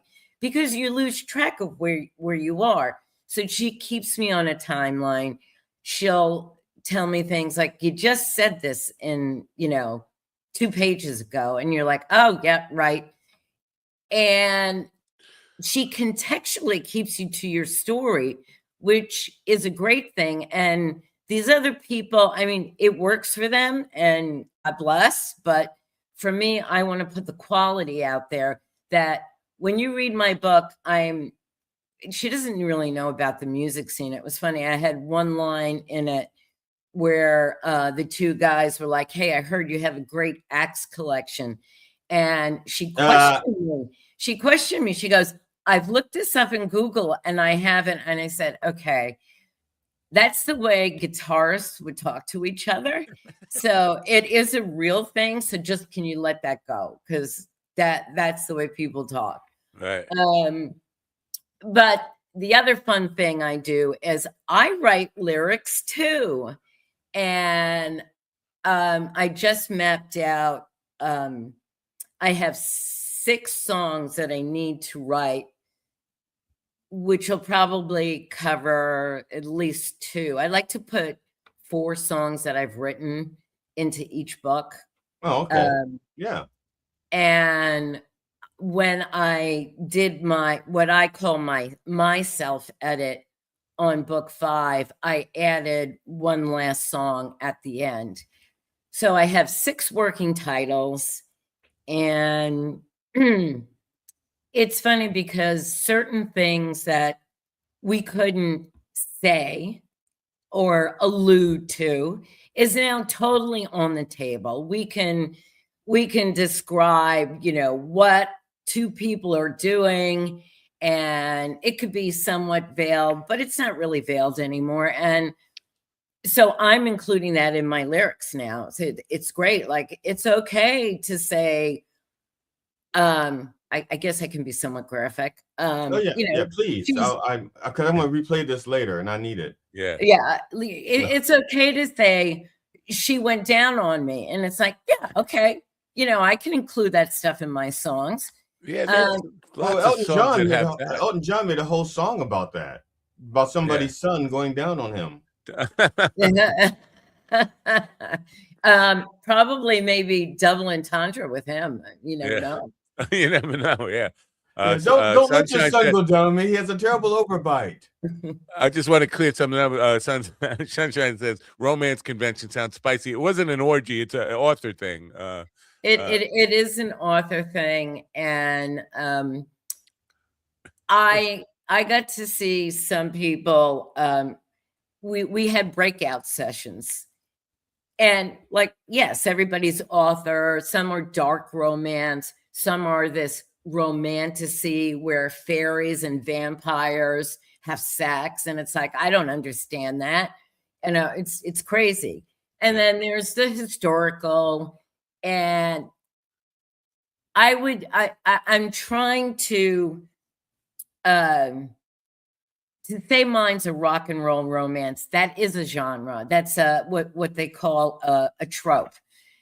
And my book is a romance about 2 people. It just so happens that it's based in the rock and roll world because I have 4 different series in my head from 25 years ago. And I decided this one just automatically came to me because part of the books are really me. And when I say really me, it's my thought process, the way I felt about certain things, actually certain things that happened to me. And somebody asked me, so it's a fictionalized autobiography. And I said, no, hell no. I did not marry a musician at the age of 20. I wish I did. And I wish that I sang in a band, when I was 19 years old. I wanted to do that. But at 19, and I think, JD, you were saying something about this. When you're younger, the self-doubt that you have in yourself is very paramount. So if anybody gives you any kind of pushback, you're like, okay, no, not doing it. I'm not going to do it. I'm not good enough. I'm not this. So you cave in on your dreams. And like you were selling Green Day. Yes. And my daughter was a big Green Day fan. And yeah, their fans in the club thought they sold out when they did their first album. Yeah. And so when I was finishing school, I was still, going to sleep at 4:00 in the morning, getting up, going to school. And then it was okay.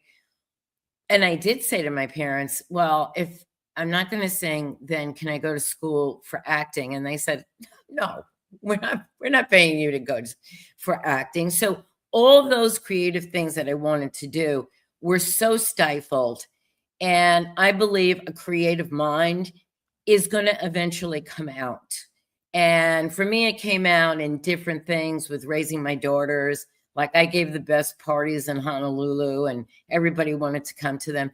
So that creativity that I had, I funneled it in different ways.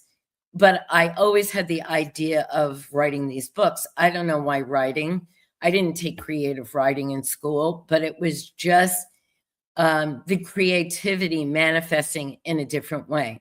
Yeah. So now I wrote song lyrics and I am trying to get my voice back. I usually work out for a good 90 minutes and I play my playlist. Like at the end of all my books, I have playlists.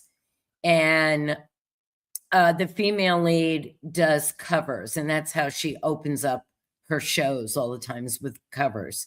So my playlist are those songs that are particular to that book. And then the songs that I wrote for that book. And so I have a little asterisk by it because there's no music to those songs. And I am happily and openly saying, if there's bands or musicians who want to work with me and putting music to my songs, I would love it. Because I can't write music. Okay, you don't realize that you just hired Matt. You just hired Matt. No. I'm not a band. You know what? Are you I was kidding? talking about. I was trying to explain this to the cops last night. How I only do solo shows now, which is a whole discussion for another day. But that's a whole, trying to be a lyricist for bands, because there's not bands anymore. And I'm sure you're aware of this, that yes. Bands now, if there is a band, like a lot of them are either very self-contained and writing their own lyrics, or that you use an AI to create their lyrics, or things like that. And it's the art form of lyric writing, I think, has really taken a backseat to groove and just the sound, pop sensibilities and all that stuff. Go ahead.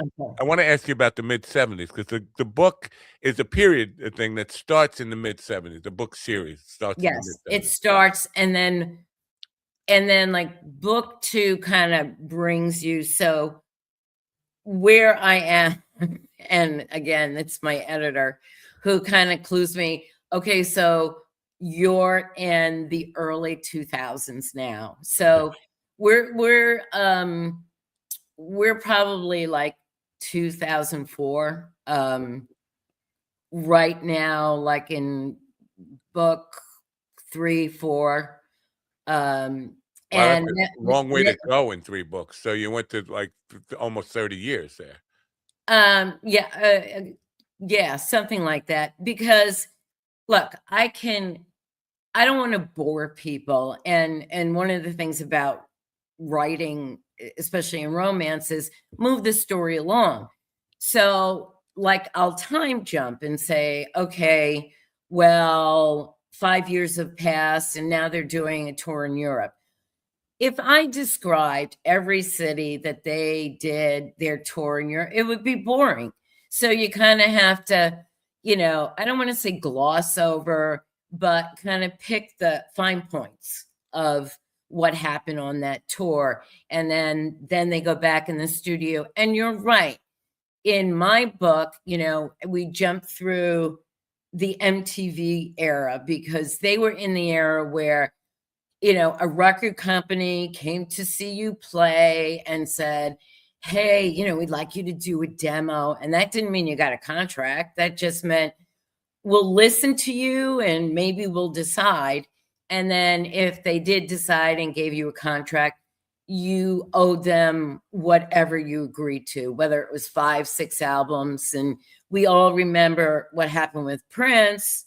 He wrote Slave on his face because he owed the record company the music. Right. And, you know, I wonder when, like, that guy had music locked in a vault, and I'm waiting for when that music comes out, because he had so much music in the vault. And I actually use that in my later book, about them writing so much music that they put some away so that they can go back to it, remaster it,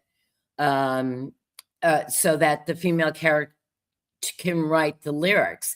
And you're right that the bands that I love and listen to, they are prolific songwriters, 100%. They are. But some of them collaborate, and so I'm open to a collaboration, guys. Yeah, You know, I know you collaborate, some of you. But yes, they are self-contained. And why wouldn't you want to be self-contained? Because, like, for me with my books, I own everything. So I would collaborate on songs with somebody. That's I was thinking about this. I follow a guy, Gen Z producer Reacts. It's a YouTube channel, and he's listening to music from the 70s. This was way before he was even born, and he's reacting to it. And he did a thing on Elton John, and he just kept saying about what a great lyric writer Elton John. His songs were lyrically so powerful, and I want to. He's obviously on video. You can't. Hey, wait a minute! You're getting this all wrong. Elton John never wrote his own lyrics. Bernie Taupin wrote all the lyrics for him. Yeah, exactly. Yeah, so there is value in a good lyric writer teaming up with a great melody writer and music arranger and stuff like that. But I want to talk about this 1970, where it starts, because it feels like this is a life that you were very familiar with in your youth, the New York City club scene and rock scene in the mid 70s. And that was a pivotal time as far as you had heavy metal and hard rock, like the Zeppelins and Aerosmiths and stuff. Right. They weren't club level. They were arena level. In the clubs, you had more punk starting to evolve, and disco. Take me back to that time. Okay. So I'm more, I was more, I would say 75, because 75, 76. But there were in the New York circuit area, there was, and that included Long Island, New Jersey, Connecticut, Westchester. It was the tri-state area. So it was a big circuit. And there was, and I'm not going to say any names, but there was one guy who had a thing with all the clubs. So you needed to be in his talent agency to get booked to some of these, the bars. And there was a large, I got into this. I started dating a guy who was a roadie for one of, or the most prominent club band, and they were progressive. They did Zeppelin, they did Tull, they did I can't think of what else they did, but yes, and they were the big draw. So I got in with the right people at the right time, and so that exposed me. And back in the day, Glen Island Casino, believe it or not, on Tuesday nights was the big rock night. And if you were anywhere, in the New York area, you were going Tuesday night. And I was one of those. I was a little underage when I went, but my name was always left at the door. I would walk in, blah, blah, blah. You feel a little bit like you see the line and you're like, yeah, I'm just walking in. I'm walking in. It was fun.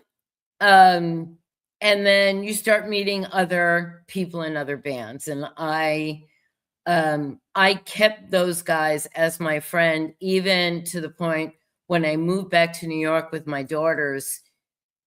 2 of the members of that particular band knew my girls, and it was kind of nice that they were like, oh, your mom back in the day, blah blah blah.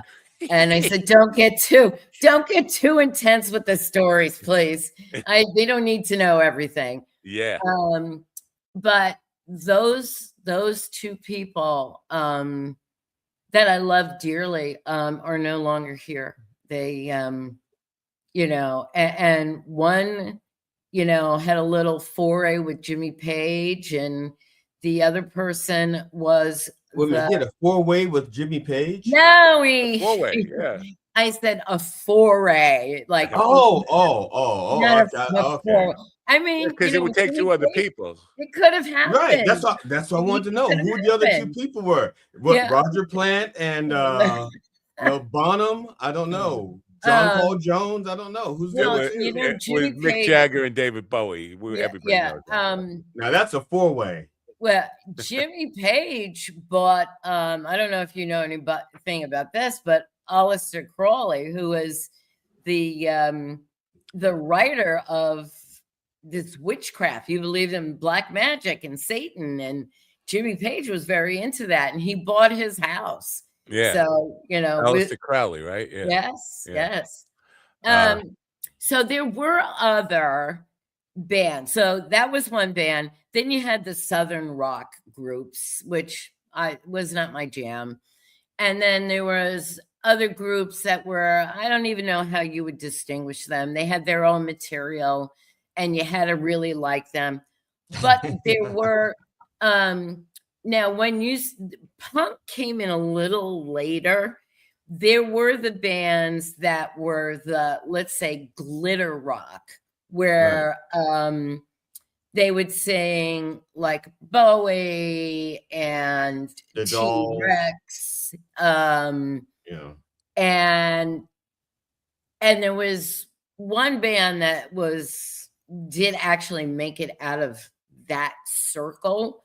And they dressed with crazy hair and makeup, and that was what people were into. So, and then like closer to the 80s, then yes, there was the true punk bands. But and I had a friend whose boyfriend was in that scene, but that really came very close to the 80s. So true punk, people weren't saying, God Save the Queen or any of that.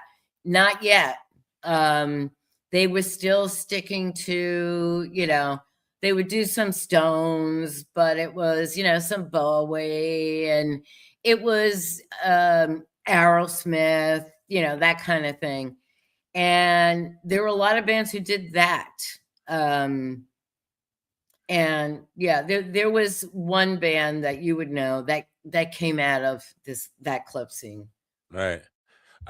So now that was the club scene, but the characters in your book, they're not club level, right? They're like a rock star touring.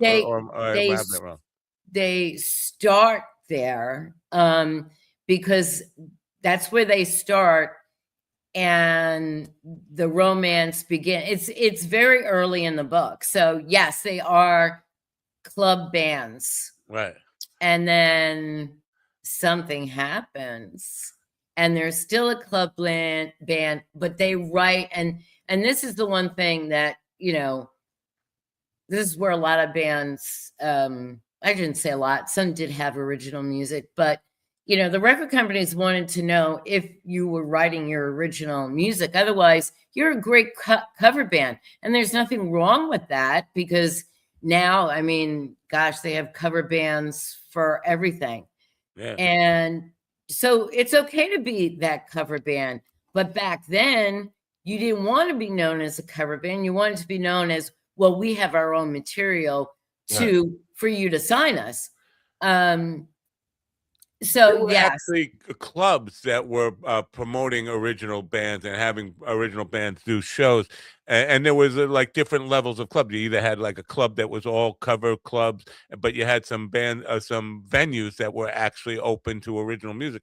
I don't think we have that anymore. This is no, especially not in New York. In my area right now, there's no place here where you can actually just Where put on the original if you band. don't, where are you in New York? Are you out in the island? I'm on Long Island, yeah. Yeah. So Long Island, now I'm saying it like a New Yorker, we say Long Island.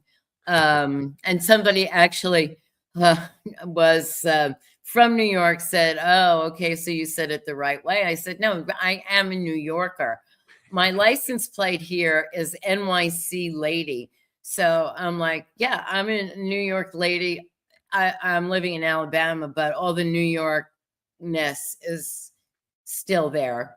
Long Island was the biggest hotbed of those clubs. I mean, I don't want to name them because I don't know if somebody still has the rights to these clubs, but you basically were doing most of the clubs out in the island and maybe Jersey.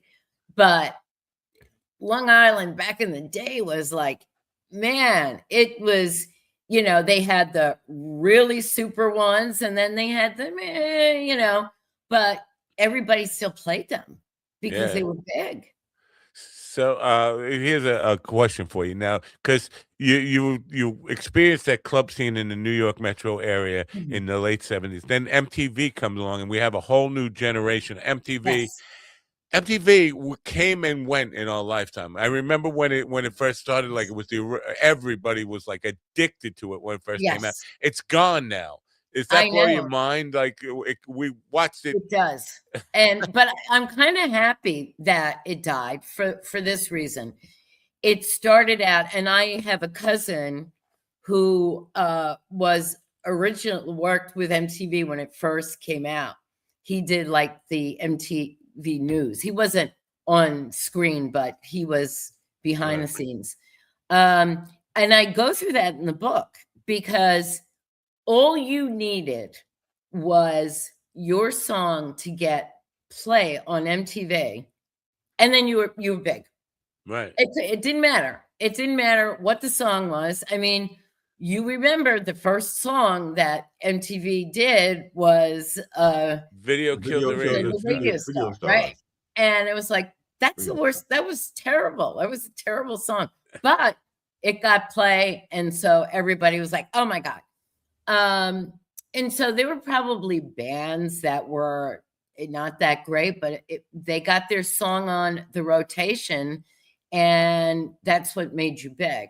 So it wasn't that they had a song so much as the fact that they had to have a video. So that's why, if you had a crappy song but a video, you made the rotation. And Tawny Kane laying all over the cars and throwing her legs up, and that also worked very well. Get the chicks in there, that's gonna sell us. And they weren't wrong. I mean, they weren't. So the question I have for you here is, because you were young, living this lifestyle, and then now coming back to where you start writing the books, did you have to do a lot of research and fact checking and kind of just like keeping stuff in line with what was really happening? Because our memories can kind of gel together, and like, was that the 70s or 80s and all that kind of stuff? A lot of like deep research. I did. When they were going to cover a song, and I knew that I was in the right time period, but it was like they're in the fall and the song doesn't come out until like the December. And it's like, I can't use that song. I had to check all of the dates when songs came out. I had to check the dates of where, what venue was open back in that time era, because, that we have the Prudential Center. Well, the Prudential Center didn't exist back in the, Yeah.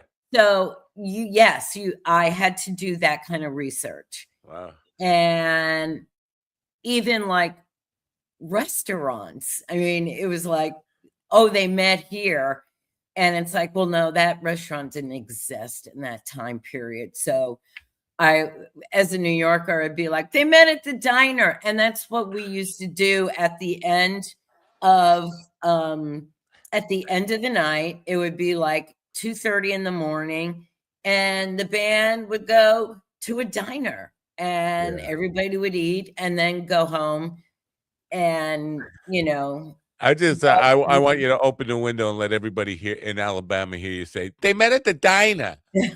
They met at the diner. That's we don't have diners down here. And it's like, wait, a diner's the best place to go when you don't know what you want to eat.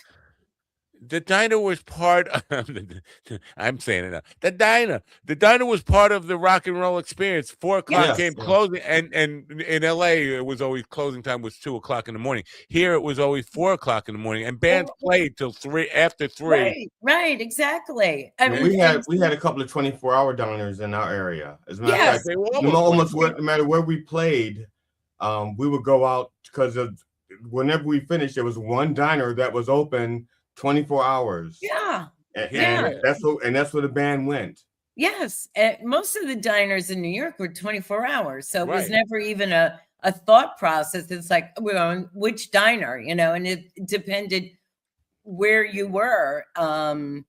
If you were in Westchester, there was a couple of diners. If you were out in the island, there was a couple of choices. But I think the only thing that could make a difference is whether or not a particular band member was actually banned from that diner, and you couldn't go back to that diner. Well, it's funny about the ripple effect here, because when the club scene started dying out, the rock and roll club scene started dying out, it killed a lot of the diner business. And now here on Long Island, there's very few 24-hour diners left, because there's no place them to come from. Like, they were out until 4 o'clock in the morning. Now things close earlier and all that stuff. COVID did a lot to kill a lot of them too. I agree with that.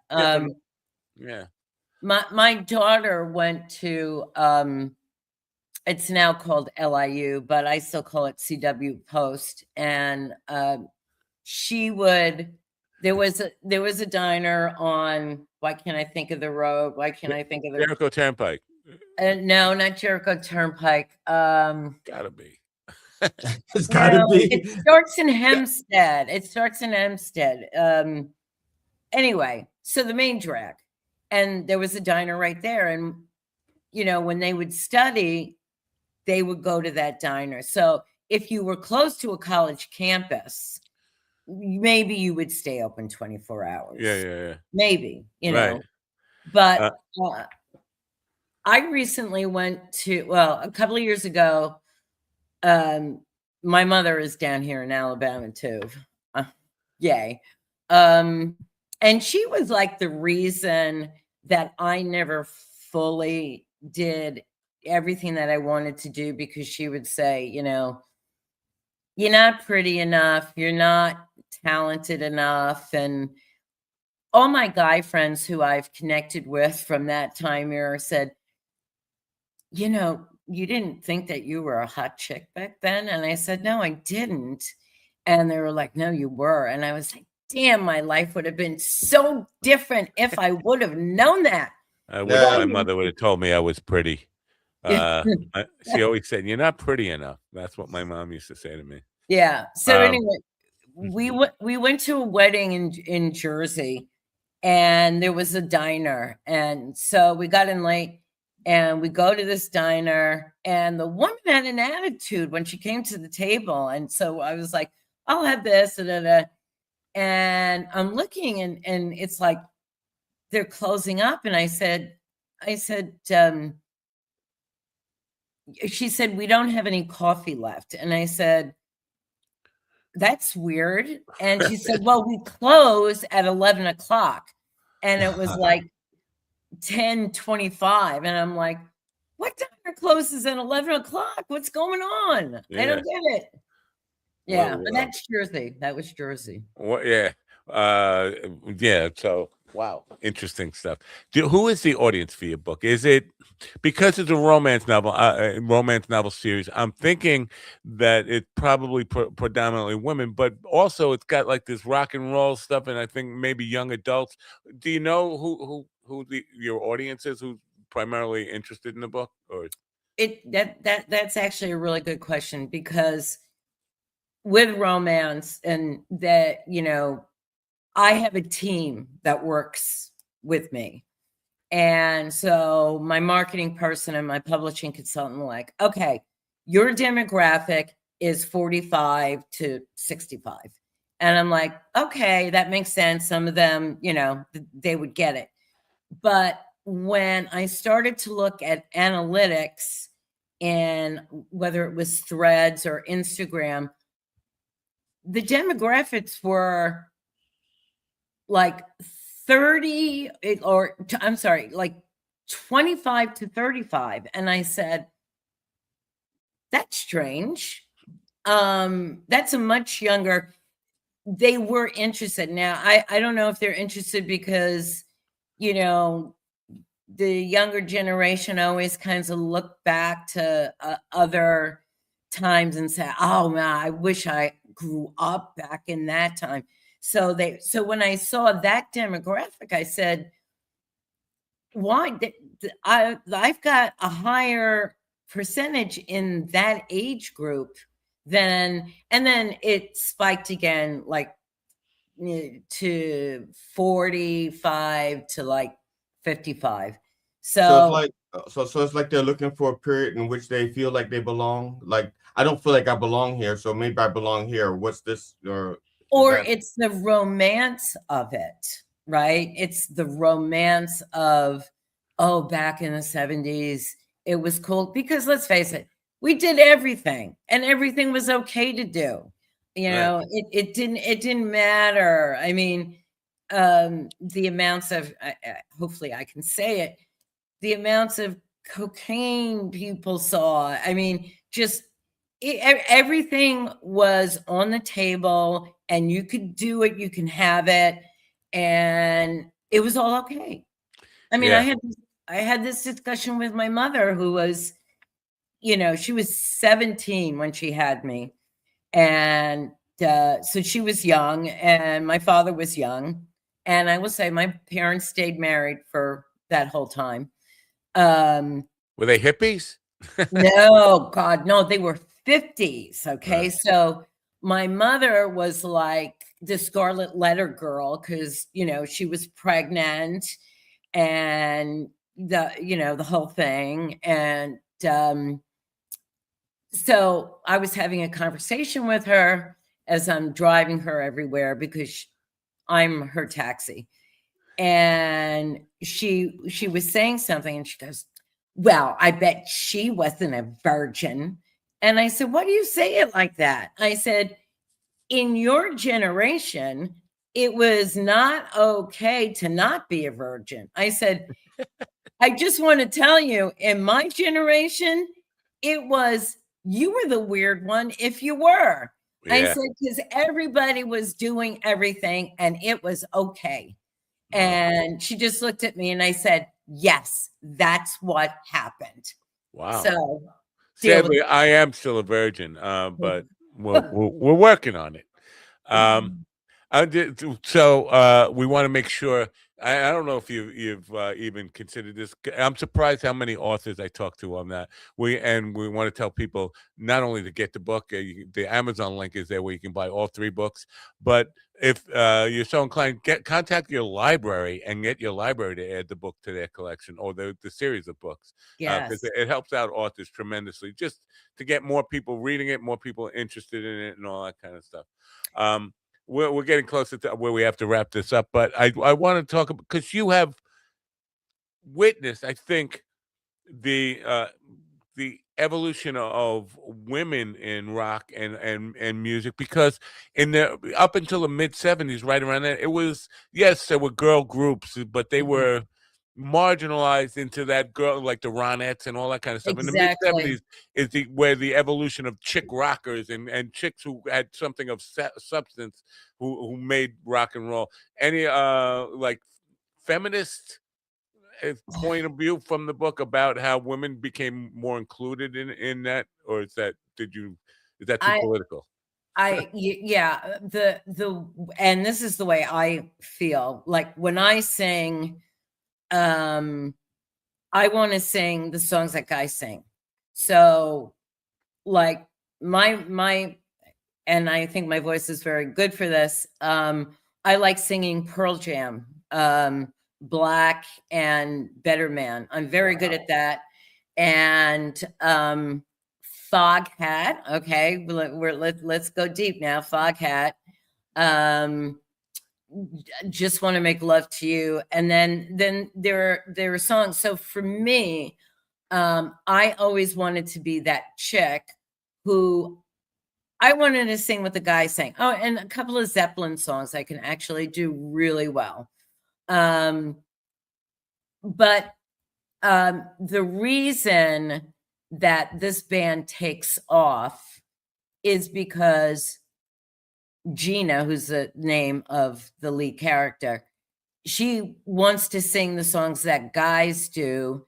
And that's her appeal, is that she's not singing. And she does recognize, and she will say, I don't want to do that chick rock. I don't want to be that girl singing chick songs. I want to sing what guys sing. And so the male lead with her, they are a duo. So they're usually singing songs together, except for when she does the cover. Wow. That's interesting to me, because I got in a lot of trouble when Facebook first started. This was like 20 years ago now. I was playing in a cover band, and there were lots of girl singers, and I was really not peeved, just curious about why every girl wanted to sing Journey, Zeppelin, or just a whole bunch of guy songs. It's like there's so many great female singers out. They all wanted to sing these guys from the cock rock era, like they Robert Plant, the Freddie Mercury kind of stuff. Like nobody really wanted to cover female artists, and there were like so many great female artists out there. I know. I played in a cover band for a brief short period of time after my regular band broke up. And I wanted to cover some of the female songs. Like I loved "Won't Be Long" by was Alanis Morissette. I love that song. It's fantastic song. And there were a few. Oh God, "Walking Down Madison." Was it Krista McCall? I wanted to cover that, and the band was going like, "Those are women singers." I said, "Doesn't matter. We got the range, and it's not like the lyrics are so so feminine." That's where it might put the perception of me saying you can't sing. It wasn't that you can't, sing a female song, or a song that was originally done by a female singer, or a female can't cover a song by a male singer. It was that in the cover band circuit, almost every girl singer, predominantly, no girls were singing songs by female singers. They were only singing Robert Plant and Steve Perry and that kind of stuff. And I am of the Steve Perry thing. I like Journey's first album, and I was backstage for that concert, and I forget, the Capitol in Passaic. I went to that. But I will say, I just thought of two female artists that Gina does actually cover. Well, they're infiltrated in my books, and one's a Fiona Apple song, "Criminal," and then and move up to a little bit where we are now. Amy Lee from Evanescence. Wow. Don't cry to me. Yeah. Don't Call Me When You're Sober. I'm sorry. Call Me When You're Sober. And I do like her music. And there's also Lizzie Hale from Hailstrom. I think that their type of rock singing is more like you said, a guy could do it. But they're females, but they're not the Stevie Nicks, the Pat Benetars, that kind of thing, the Go-Go's, like I heard you mention before. They're more on that alternative rock kind of thing. And I like those bands. Stevie Nicks has made me smile because now things have kind of changed where every cover band on Long Island, if there's a girl singer, she wants to do all of Stevie Nicks's catalog. Like every girl wants to be Stevie Nicks now. I just want to correct myself. I said Alanis Morissette, and it's Moyer. Alison Moyer was the one who sang "It Won't Be Long." That's all. All right. No, but it's good to get that in. But you said Stevie Nicks. Somebody last week said to me, I like the Stevie Nicks vibe you have. And I said, no, don't do that to me. No, I'm not trying to be like, I actually, and I know this is like, it's blasphemy coming out of my mouth. But I was not a big Stevie Nicks fan. I was not a big Fleetwood Mac fan at all. So when somebody says to me, you look a little like Stevie Nicks, I'm like, no, don't say that. Yeah. People don't mean to be to tweak you, but it happens. It definitely happens. Hey, listen, it's okay. Yeah. Well, we appreciate you being on the program. The latest book is called Playing Rough. The link is in the description, the Amazon link where you can get the full series. Now, the last question on the book series, do we have to start with book one, or can they pick up like Playing Rough and feel like this is a good book on its own? I don't need to start it at book one. Well, in my reviews that I got, which you have to solicit, by the way, all of them said, I picked up book 3, and because I leave you little breadcrumbs of what has happened, that they felt they could start with book 3. Very cool. Now, do I say you probably would want to start with, you could read book 3 and then say, you know what, maybe I do want to go back and read book 1 and book 2. I know I said that was the last question, but I have one more question for you, because on the Amazon site, I noticed you can get the hardcover, you can get Kindle. There's no audiobook out? Not yet. And I'm deciding, as somebody who wants to act, it's like, I don't think anybody could do Gina like I can, because it's almost like my voice. So, and I can actually recite dialogue, like you read the book so much. But then you would have to get, like, there's 5 members of the band, and it's like, it would, to me, be so boring to have one person or maybe a female male and just read it. It's like I make those characters, every person in the band have their way of speaking. So I don't want somebody just being, and la la la, and then go to the next male character. That's such a good point, because I do hear some audiobooks, and there's generally one narrator, and like if it's a male dialogue and the guy's reading along, and then all of a sudden he has to do a female voice, and he does it so like lamely, like a deep male voice trying to indicate that this is a female part. I'm like, oh my God, you don't have to do that. Just read it as you were reading it. But if you're going to go the multiple voices, dialogue type of thing, that is a challenge where you have full band and different genders and all this kind of stuff included in there. That does make audiobook a little more challenging.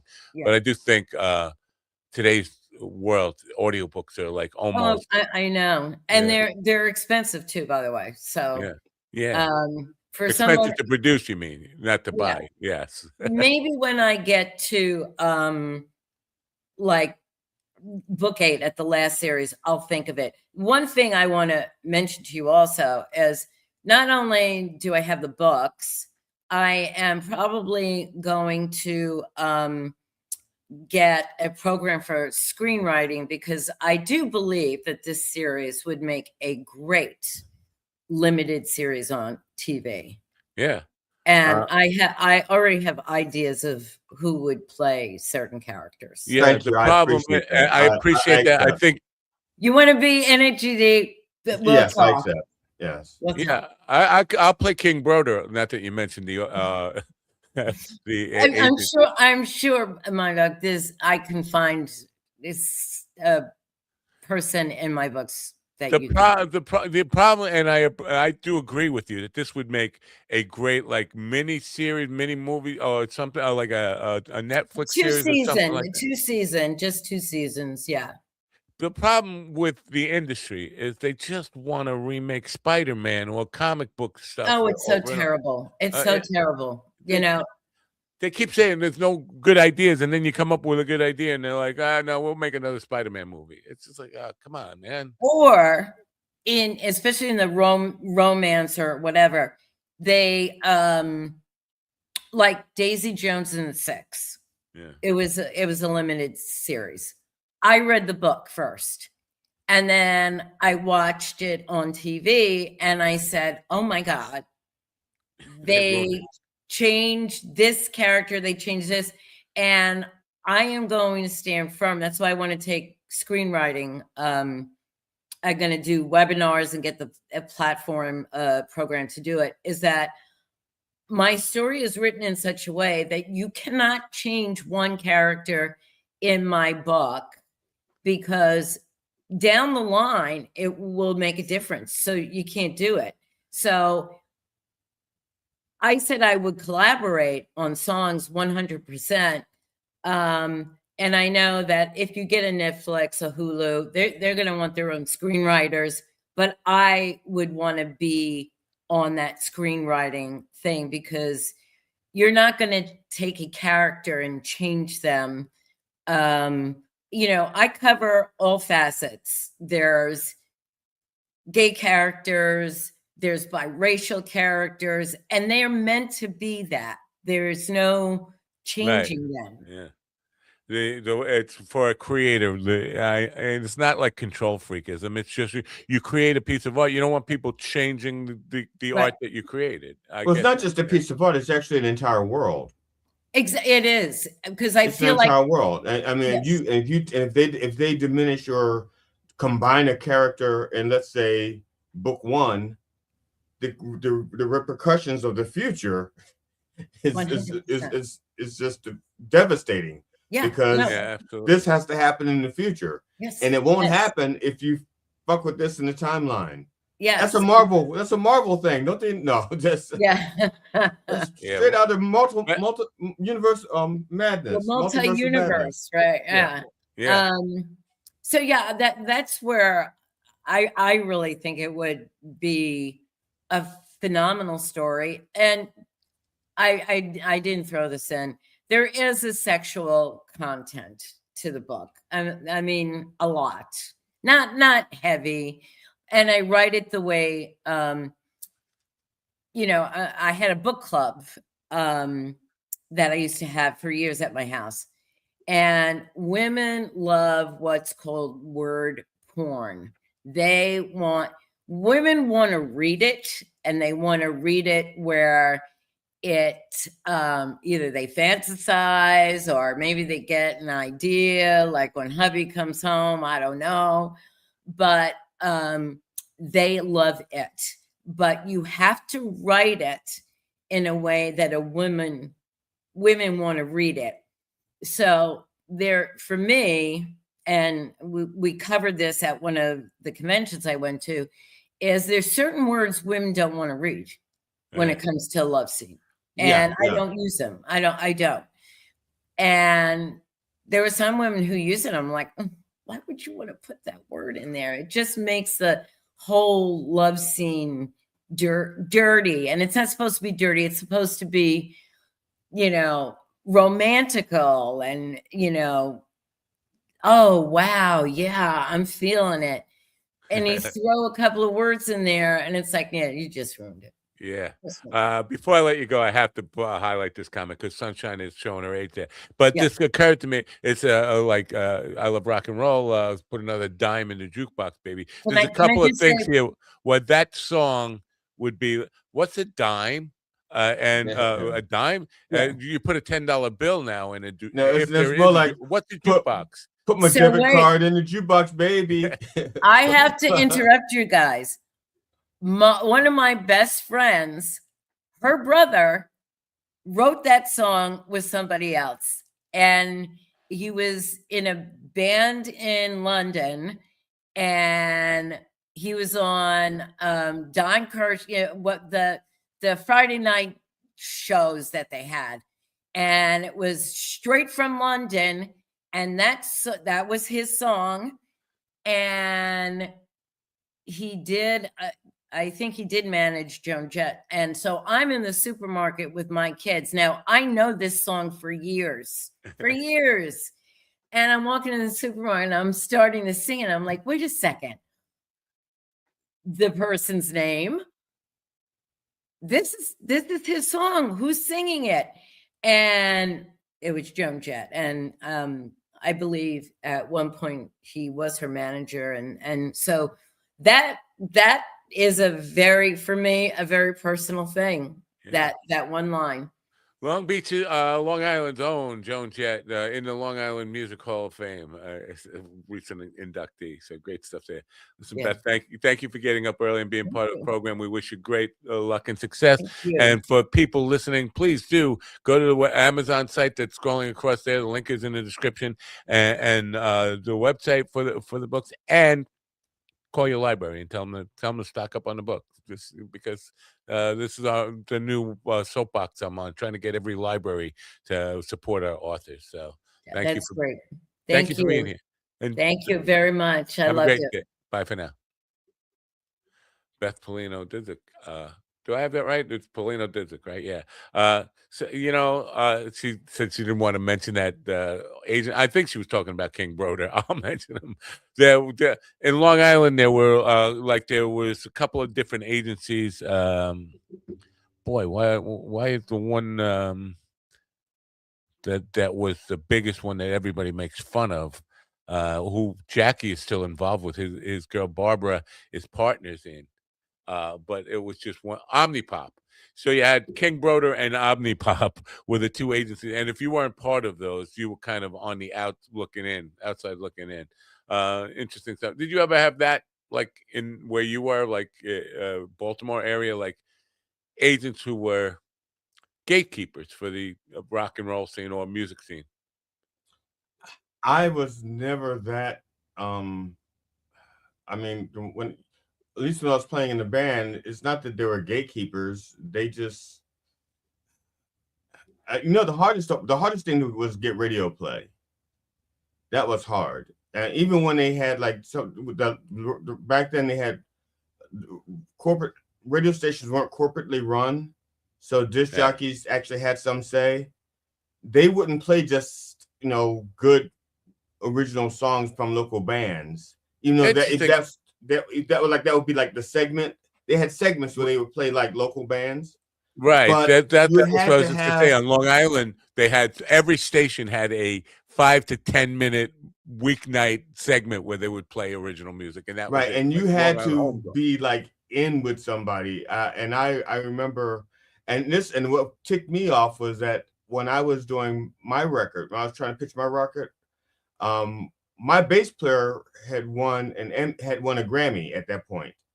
And I thought for certain, the bass player on our CD won a Grammy, and he's a local boy. And that wasn't enough and we had good songs. We had, I'm not saying it was like great songs, but it was every bit as good as the other local bands that they were playing. But because even though we had like a local guy made good, got a Grammy, we still couldn't get airplay. Even at his own alma mater. Because I didn't know anybody. That's funny. I wonder. Radio airplay was everything at that time, and like now, does it even matter? Does it even matter? Like, do people even care about getting their songs on the radio? It's more, I want to get on somebody's Spotify playlist. I want to get on as and who are the people that have the hot playlists that you want to get on? It's so radio is just like there, but it's not really, not the focus, and nobody's even thinking about that, right? And does that even play a part in breaking new artists anymore? I doubt it. Now I don't know how this plays in other places. I know in the Baltimore area there was like maybe 4 or 5 comedians, one of which I think was decent, but they were all disc jockeys on radio stations in the area, and people were following them. Other comedians thought they were like kissing the ring because these people were radio personalities, but they weren't great comedians. They were just radio personalities, and so they got extra treatment, better treatment, clout. And so I'm just saying because in my area, it's almost like if you're a band, it doesn't matter if you get on the radio, but if you're a comedian, well, that was where things shifted in the early 90s. Morning radio became like Opie and Anthony, Howard Stern, all these, I forget the guy, Mancow in Chicago. Everybody, all the comedians started wanting to get on morning radio in the 90s. And that lasted late 80s to, I guess that's where Stern started getting really big and blowing up, to like the early 2000s. And now that's dead. And now that became the podcast thing. Laurie Kilmartin said on it this morning, because she said she was highlighting Andrew Schultz flip-flopping on Trump, and she said, if you have a podcast that always hated Trump, drop your link here. But that was comedians. Now podcast is the thing. So for musicians, it's playlists on Spotify and Apple. And for comedians, it's more podcast than radio. It's just, for me, it breaks my heart because I always love radio. I can't say I listen to it at all, ever, like terrestrial radio. Never put it on. Anyway, speaking of radio personalities, tomorrow we got a radio Jackie, person. the reunion, the forced reunion of Jackie and Motorballs.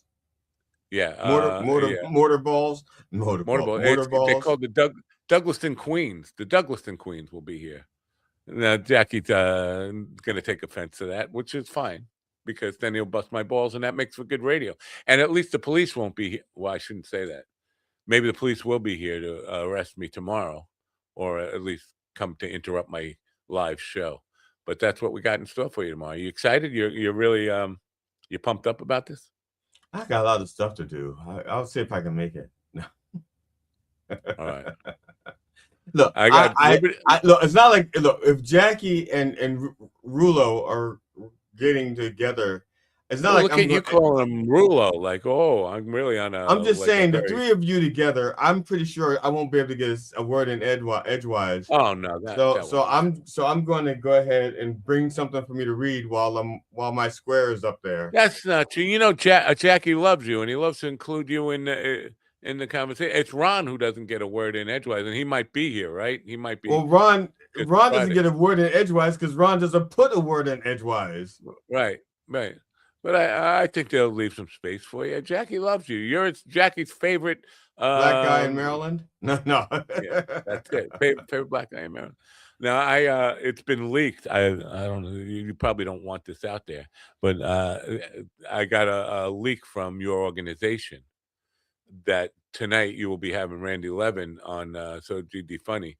So way past funny. Well, I'm interviewing him this afternoon. The show itself probably won't air for a couple. Well, I got to wait till I get back from California because I'm still. Oh, so it'll be a while. By that time, the movie will be old. But you got leaks within your organization. Are you aware of that? You got leaks? And now we have leeks, we have chives, we have rutabagas, we have all kinds of vegetables over there, and they're fresh too. So you're not going to drag me in and interrogate me to try to find out who the leak is? Who's don't the big care. Leaker in you don't care about the leaks in your organization? I'm assuming the leak is Randy Levin, because nobody else gives a shit about what I'm doing. Even my own wife doesn't even know what I'm. She knows what I'm doing. She doesn't know who's on the show.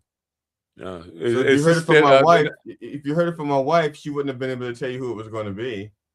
So it's Randy. No, I didn't hear from her. No, and if not Randy, then Bellucci.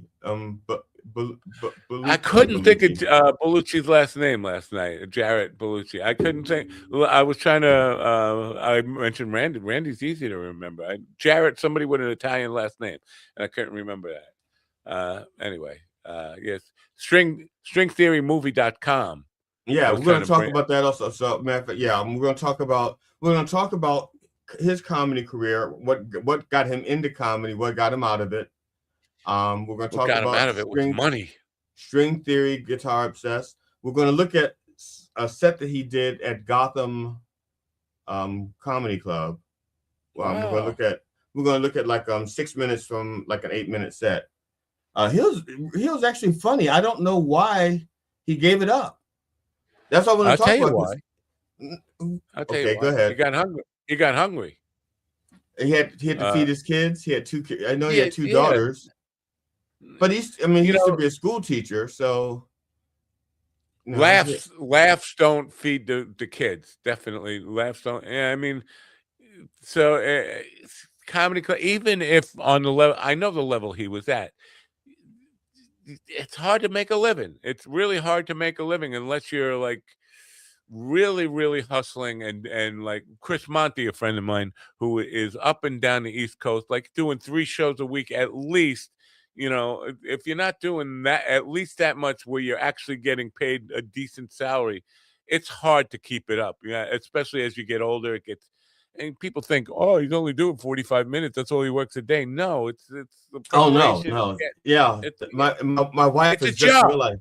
Yeah, my wife is realizing that like on the 19th, I'm doing a 40-minute set, but I've spent a very long time getting that 40-minute set together, and then on the 21st, I'm doing a 90-minute set. You know, that's even more work. And my wife is like, let's put it so we're supposed to do our taxes on the 7th. We were going to do our taxes on the 7th, not on the 14th because it's, Valentine's Day. But so I asked her I said, look, can we do it like on the 15th? Because, I'm still tweaking material. Yeah. So now take this paradigm that you just you explained, where you're doing the 19th and then you're flying out and blah blah blah blah blah blah blah. Picture that if you're in your mid-20s and have a family to support, and because your comedy career is that and taking up that much of your time, you can't work like a day job and effectively do that well. So that's your entire income. It becomes like, wow, I'm tired of being poor, man. It's costing me more, and the time and energy you have to put in it for the amount of money you're making, even if you're very good, it's really difficult to make a living at it, and that's why good guys give up. I'm certain. I don't want to put words in Randy's mouth, but I'm certain that the economics of it had something to do with why he said, "Fuck it, man. I'm gonna teach her. I'm going to do something that actually brings in a steady paycheck where I know my money's coming from. I got health insurance and all that kind of stuff for my kids or whatever. The realities of life." I'm still going to have to ask him so I get his version. Yeah. No, yeah. And I'll be interested in that. So that will come out after the LA trip, the Laguna trip. Yeah. All right. In the meantime, the next one that's coming out is Dan Rathman. He was on Coffee with the Dog. Oh, and I already interviewed him. I'm sorry. Go ahead. Big D, right? Yeah. Big D. I think Dan Hitman Rathman. Right. The one that's been doing comedy for another guy with a Long Island accent. I've probably been to the diner, even though he's young. He knows the diner. Yeah. So the one that used to be a cop, he's got like a beret that he wears. I think it's called a beret, not a beret. Yeah. It's not a beret. It's that little short hat. I don't know what it's called. My father used to wear one. Yeah, yarmulke. Oh no, I'm sorry. Yeah, that's it. Yeah. All right. Oh boy. Now, Sunshine says we need a schedule of what? Of what? Good. My website has my schedule. With everybody within the sound of my voice, call the cops in Westminster, Maryland, and send them to GD's house tonight. telling me he was having suicidal ideation. We're gonna press the banner button again. You know why people wouldn't believe that? I have too many people who actually want to kill me. I don't have to. All I got to, really. Same here. You don't think I have? Everybody wants me dead. Everybody wants me dead. Even people who don't know me want me dead. Now, my wife and I did talk about what you and I were talking about with the, if I got in trouble with ICE, if ICE approached me at my car, and my wife, without any prompting, pretty much said the same thing I said about me. So that means she's aware of my temper, even though I've never let it really show to her. But I guess she knows about my temper from my family. All right. You know what she doesn't know about? Oh, she doesn't know about turning on the radio and walking around nappy.